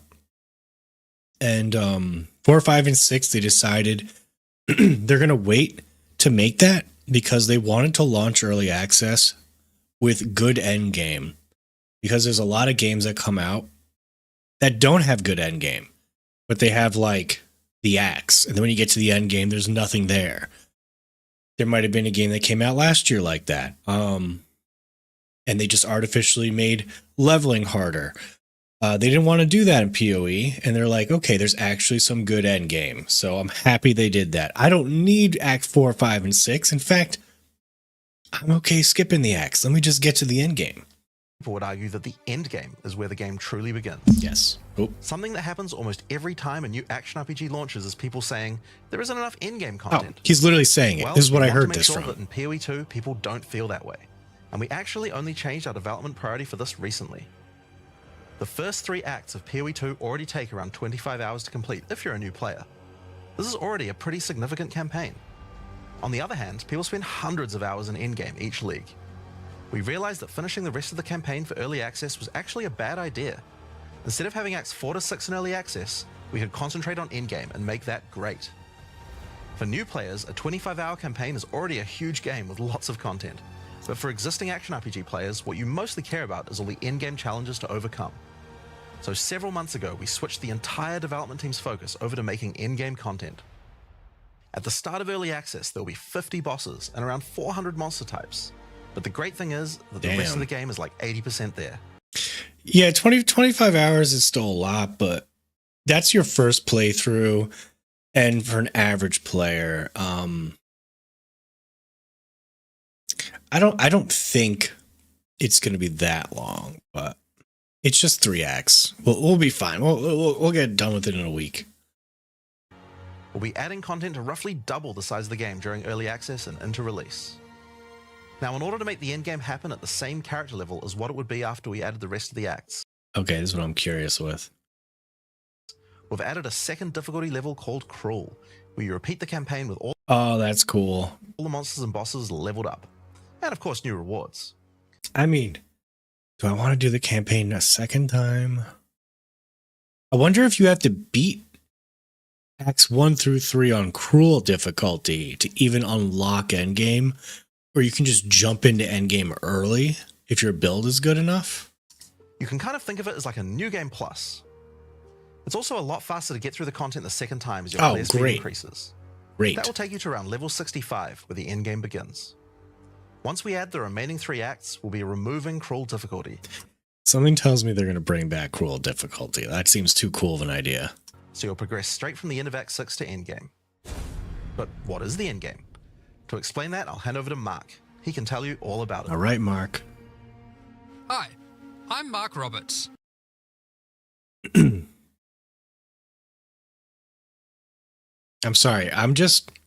He sounds very good. Like vocally, like just I do production and his mic is nowhere near his face. It's like on his cheek. It's like right here. But he sounds like he's talking right into a microphone. There must be a mic right above his head, like a boom mic that's picking him up. And this is not what we're hearing. This is like a piece of garbage microphone. He sounds way better quality than that. Game director on Path of Exile 2. Well, one thing that Path of Exile is known for is having a lot of distinct endgame content to choose between. Each endgame mechanic needs to have its own progression system, areas, bosses, rewards, and player power that can only be gained from that content. Maybe it is. We are going to be adding a lot more It's over kind of time, really but compressed. For Path of Exile 2, we decided to start with 7 distinct systems you can progress through. This is the... Asriel, you're saying once I get sucked into PoE, I won't want to play Diablo again? I jump around and I play these things for like 2-3 weeks and then I jump to something else. If it's good, I play longer. Like season 3 of Diablo. When Diablo first came out, I think I gave it like a month before I quit. Then season 3 came out. I played for like 2 days and then I quit.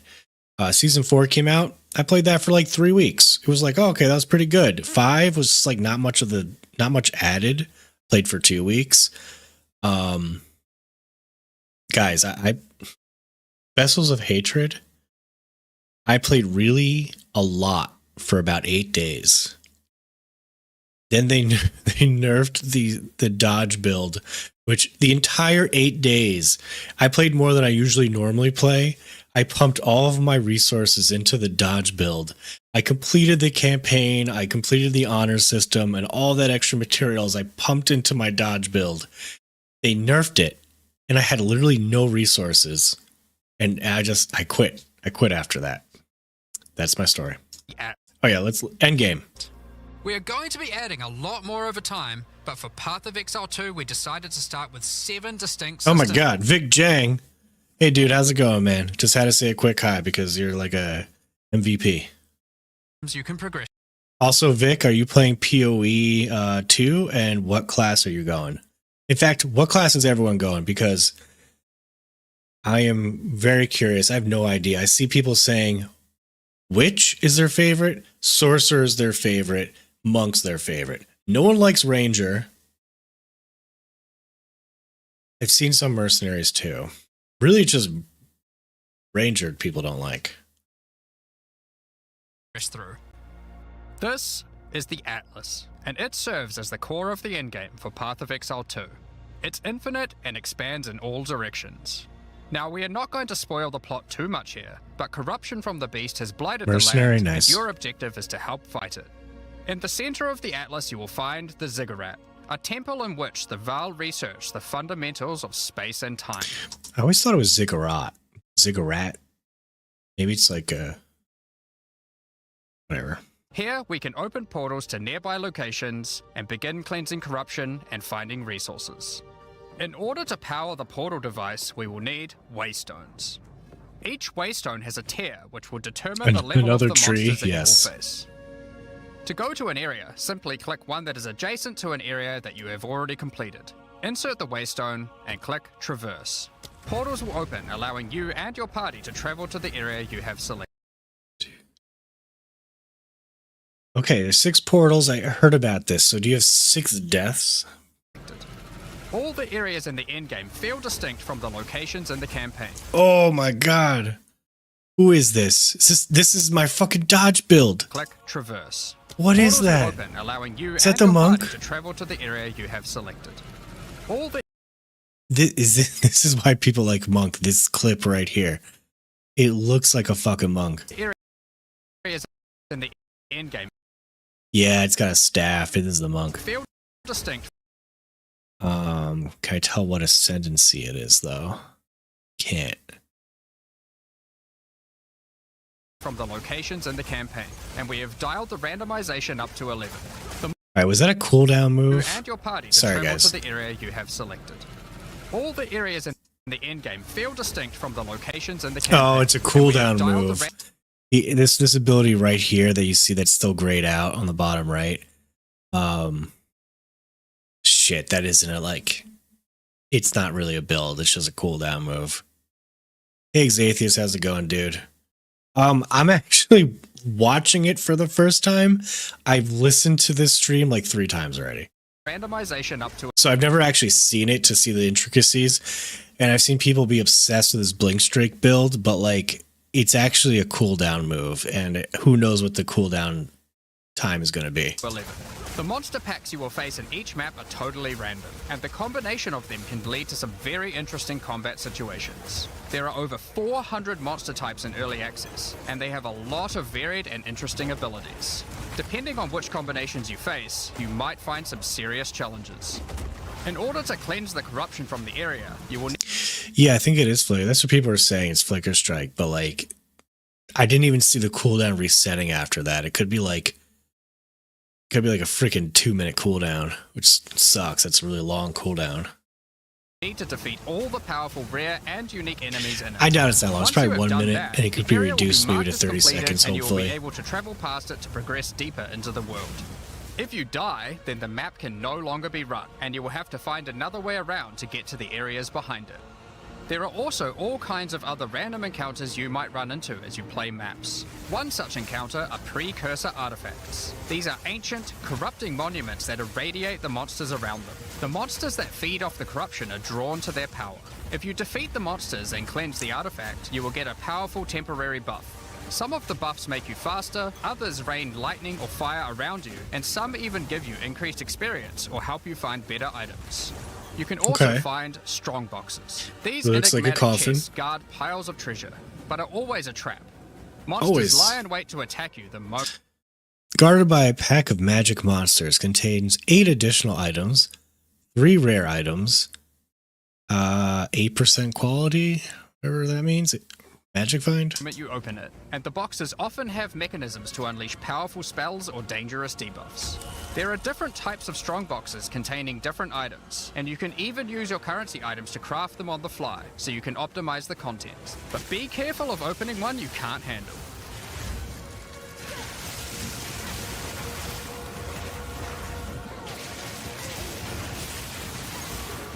Sometimes you'll discover monsters frozen in essences, solidified crystalline corruption. These dangerous monsters can be broken free. If you defeat them, the essence they drop can be used to upgrade normal items to magic items with a guaranteed mod from a category. Okay. For example, we could use this one on some boots to ensure a movement speed mod. Okay. Rarely, essences will also drop that allow you to upgrade magics to rares, adding the guaranteed mod.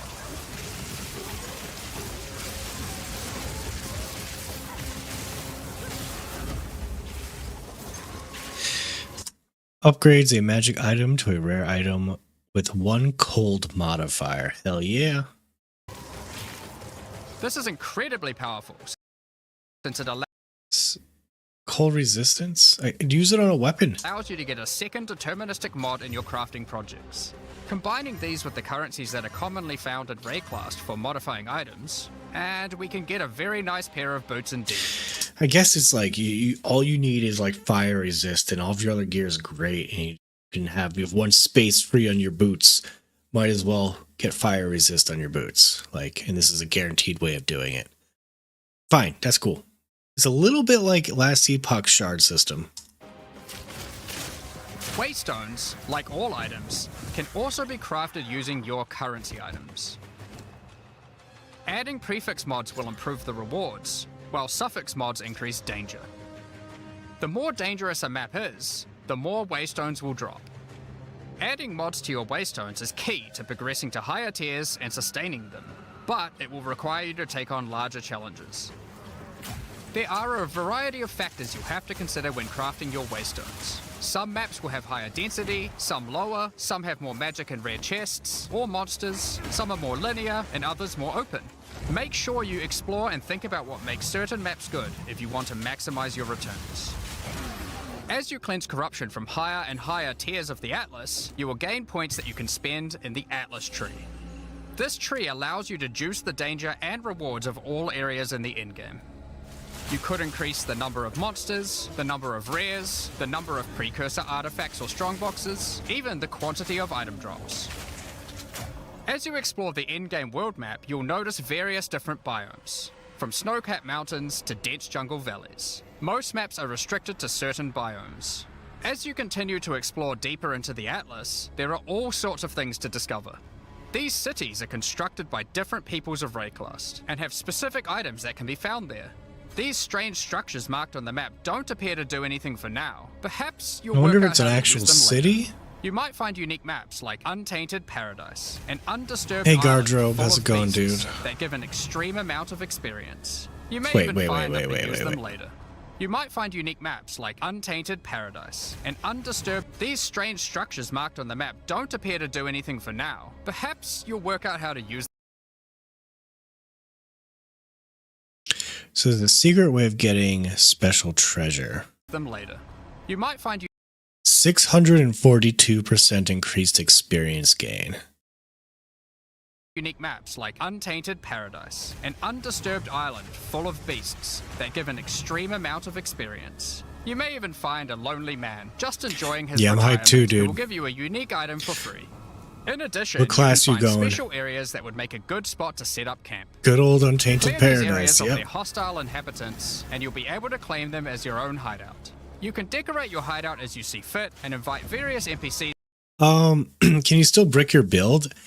You can refund all your passive skill points with gold, and your skill, and you can move all your skill gems around freely, I believe. No, you can't break your build. To join you there to create your own personal base of operations. Monk? Yeah, I'm thinking monk too. I might go ranger and just A be great like, tool for exploration are towers. These mysterious Stupid. precursor constructs are dotted around the Atlas. Completing the tower will reveal a large area around it, allowing you to scout out your next challenge. There are lots of things to find, so keep looking. Some sections of your Atlas are influenced by corruption. This adds extra modifiers. yeah, you can break your gear. Yeah. You're going to go witch. Yeah, witch is an amazing. All of them seem great. I'm a little disappointed in the ranger. Everything else seems really good, but I feel like the ranger has potential, like double projectiles, always moving and attacking. As long as the damage is, obviously, I think never mind. As long as the damage is there with any class, it'll work. But is it fun? That's the question. Joker D2. This is a Diablo-like game. Yes. It's like a. Is this like Diablo 2 copy? It's closer to Diablo 2 in the way that it's harder to kill stuff for a majority of the game, and when things drop and you put it on, it feels pretty impactful compared to Diablo 4. To the maps in the region, increasing difficulty and rewards. Here, slaying monsters in close proximity And, like, to each yellows other are will actually cause the good. vestiges of corruption But, like, within you don't have a full to merge inventory of together, yellows. forming powerful and grotesque abominations. You may have noticed while looking at the Atlas that some of the areas have these icons above them. The What icons? What are you talking about? icon indicates that the area contains some kind of What? Oh, okay, there you go. special encounter. This icon indicates that the area has a Joker, this game, early access will be out the 6th of December. It's $30 to get into early access. It's probably worth playing. If you like Diablo 2, it's probably worth playing. If you think Diablo 4 is complicated and hard, probably not the game for you, but something tells me that's not the case. powerful boss. Because only 1 in 4 maps contain a map boss, we are able to make them very powerful and very rewarding. These bosses come from the campaign, but The learning curve for Path of Exile 2 is you will be starting with everyone else in the game. when the game launches in 2 weeks. So we don't actually even know what the curve is, but you're going to be ahead of the curve if you play from the start of this game.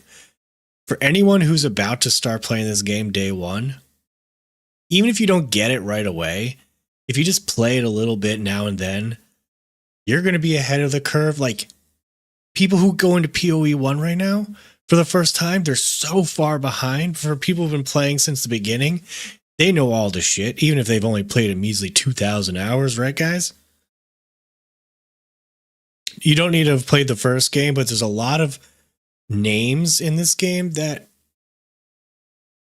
like, in a lot of like way systems work that probably are helpful. If you're an expert in PoE 1, there's probably a quicker learning curve for you in this game, but you should still be fine playing this game. I think there's like 1,000 things to learn in PoE.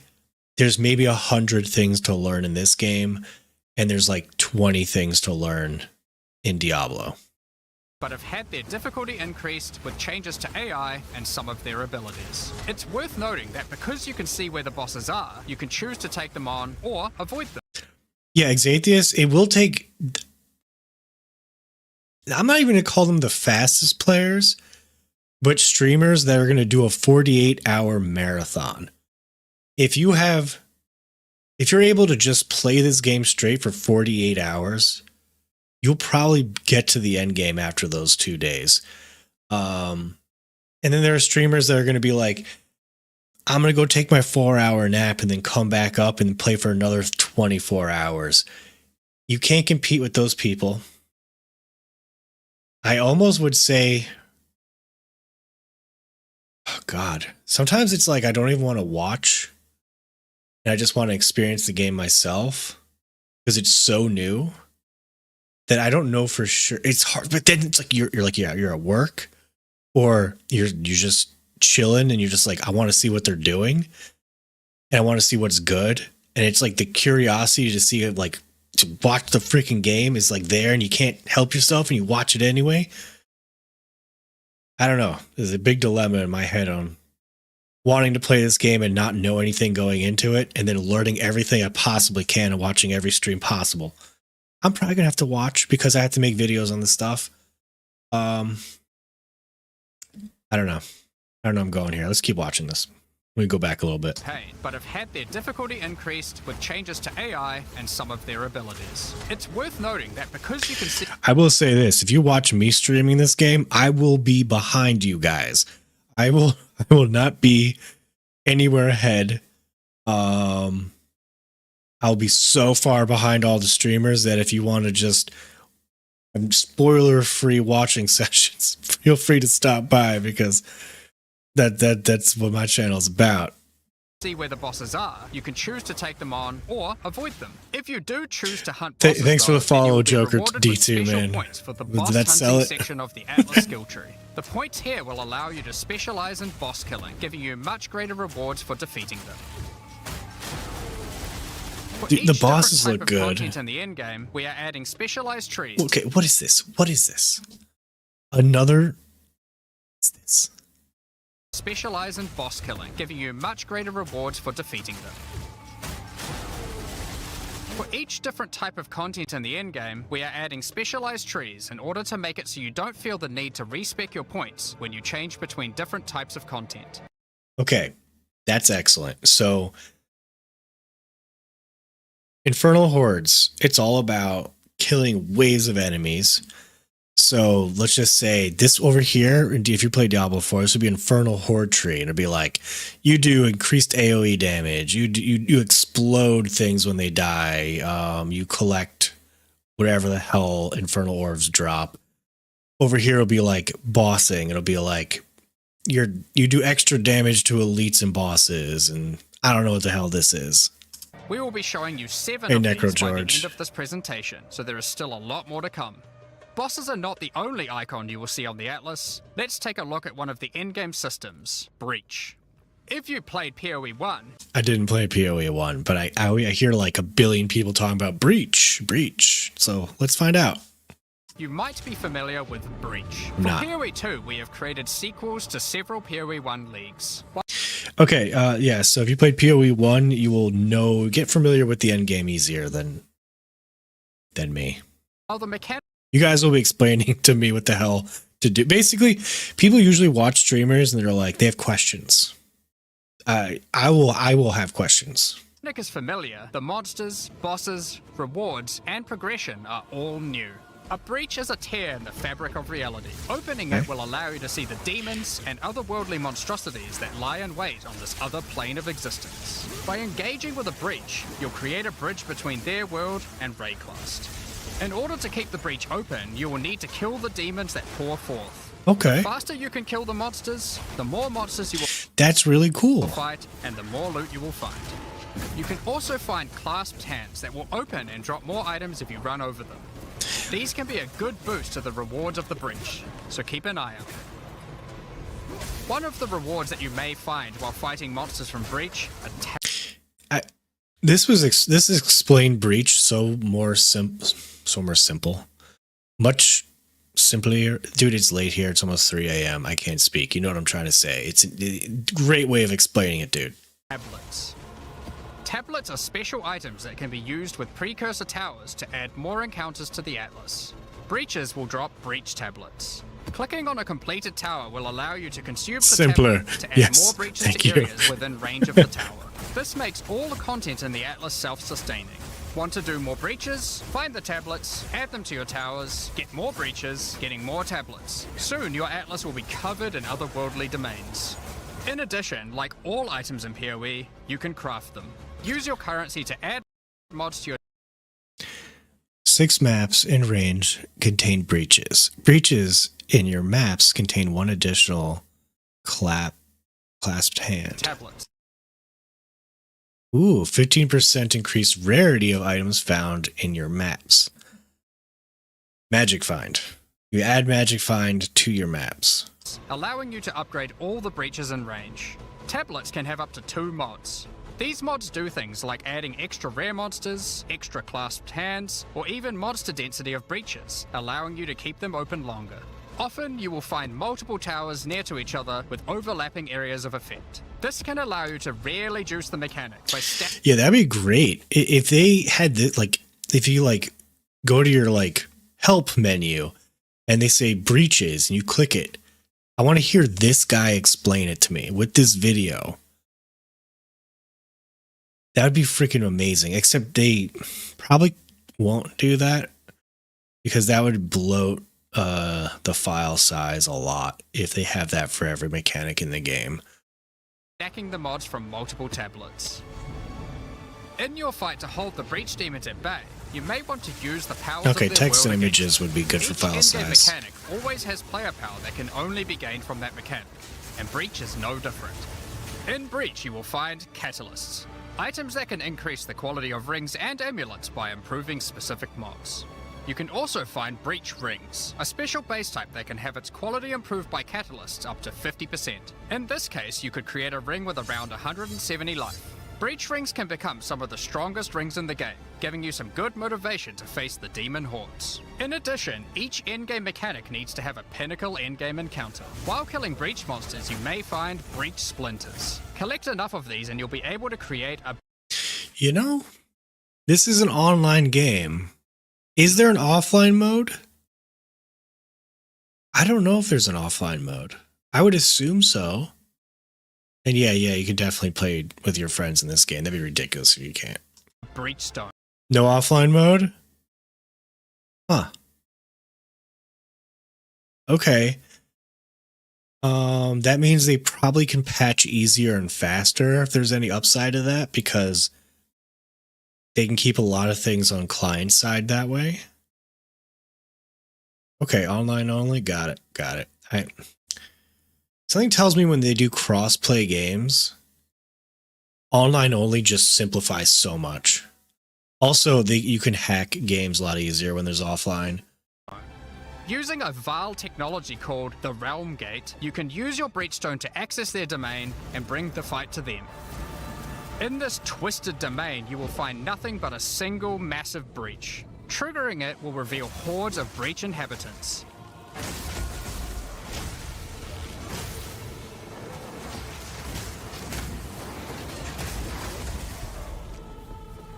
And should you be fast enough, you will be able to fight their leader, Zesht. We that are one.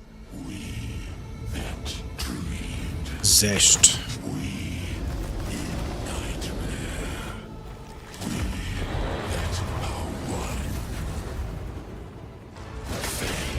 This feels like the big bad dude of like their early access.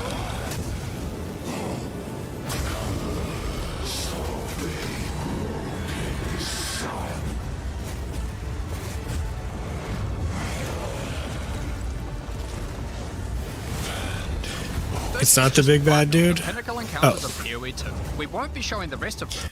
This is just one. He literally just said this is just one of them. So you will have to discover them for yourself. But rest assured, this is some of the hardest content we have ever made. All of these encounters have specific uniques that can only be found from them. But that's not all. We still have the progression system. Defeating Zesht will give you points to allocate into the breach section of the Atlas tree. Allocating these points will make breaches and the breach domain even harder, but That's will so give you cool. more rewards. The small nodes will increase the difficulty of the twisted domain, while the I really large like this nodes have game. more specific I don't even bonuses. played it yet. For example, this node adds more clasped hands to your breaches. Dude, the Mercenary has such crazy AoE clearing abilities. And adds a pack of magic monsters that can guard them. Get some more points and you can allocate Waking Nightmare, which will double... Dude, it's so good. I wish I didn't have this thing against like guns, but it's so good. the number of splinters you get from clasped hands, and inflict you with a mysterious debuff. In order to earn more points, you will need to defeat Zesht at a higher difficulty, and some rewards from Zesht can only be found by increasing the difficulty of the Twisted Domain above certain thresholds. Defeating Zesht at difficulty 4 will be a challenge indeed, but there are many more threats in Rayclast. Ritual altars are sacrificial sites built by the mysterious King in the Mists. If you encounter this symbol on the Atlas, then you know that the area contains ritual altars. Ritual altars demand tribute. Every monster you slaughter in the circle will feed the altar. After the sacrifice, touch it to begin the ritual. The monsters you just killed will be resurrected by the King of the Mist's dark magic, and you must fight to survive. The tribute you have offered to the altar can be spent to buy powerful items, but they can be expensive. To gain more tribute, you will I want like to that. find more altars. Guardrobe Each 10. successive ritual you do They made so ascendancies don't favor weapon types. That's very good because the mixing and matching is like really cool. Guys, what is this? Pinnacle boss? There's still like 2 hours left on this. Oh, I think we're gonna have to continue watching this tomorrow. Think I'm gonna have to call it a night, guys. It is it's almost 3 a.m. here. Thanks for stopping by. Thanks for all the follows. Have a good night, everybody. I'm gonna maybe raid anyone. Is anyone on right now?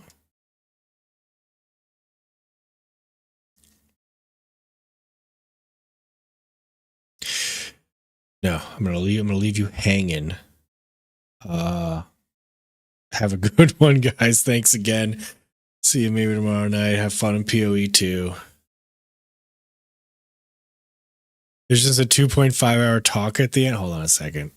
I don't think I'm gonna watch it, but oh, literally it's almost within an area will spawn the monsters revived by the previous ones, in addition Okay, to the I ones see you that. sacrifice next. all right. These All right, we're while skipping getting through. more ritual is the King in the Mists. Feared by the Asmeri people, points All in right, the King of the ritual section Mists. of the Atlas tree. You get When you missed touch this, stuff. have been touched Delirium. by insanity. A mysterious entity has taken a special interest in you. Step through the looking glass and you will find your nightmares coming to life. When you touch a mirror, the mists of delirium will spread out across the area, infecting your mind. You must stay within the mist to maintain the nightmare, which not to overstay your welcome. Crafting material. Distilled emotions. By combining these emotions, you are able to instill your amulet with a notable from the passive skill tree. This is like gaining an extra passive point for free. attached So to your one of them gear. was rings, They are this other also one's particular amulets. to can be used Cool, annual cool, from cool. decade. Bosses you will face as you get deeper into a simulacrum are truly terrifying. If you can complete a simulacrum, you will gain points for the delirium section of the Atlas skill tree. Yes, yes. Expedition. Next up, we have Expedition. Occasionally, while clearing corruption, you will encounter these Kalguran settlers.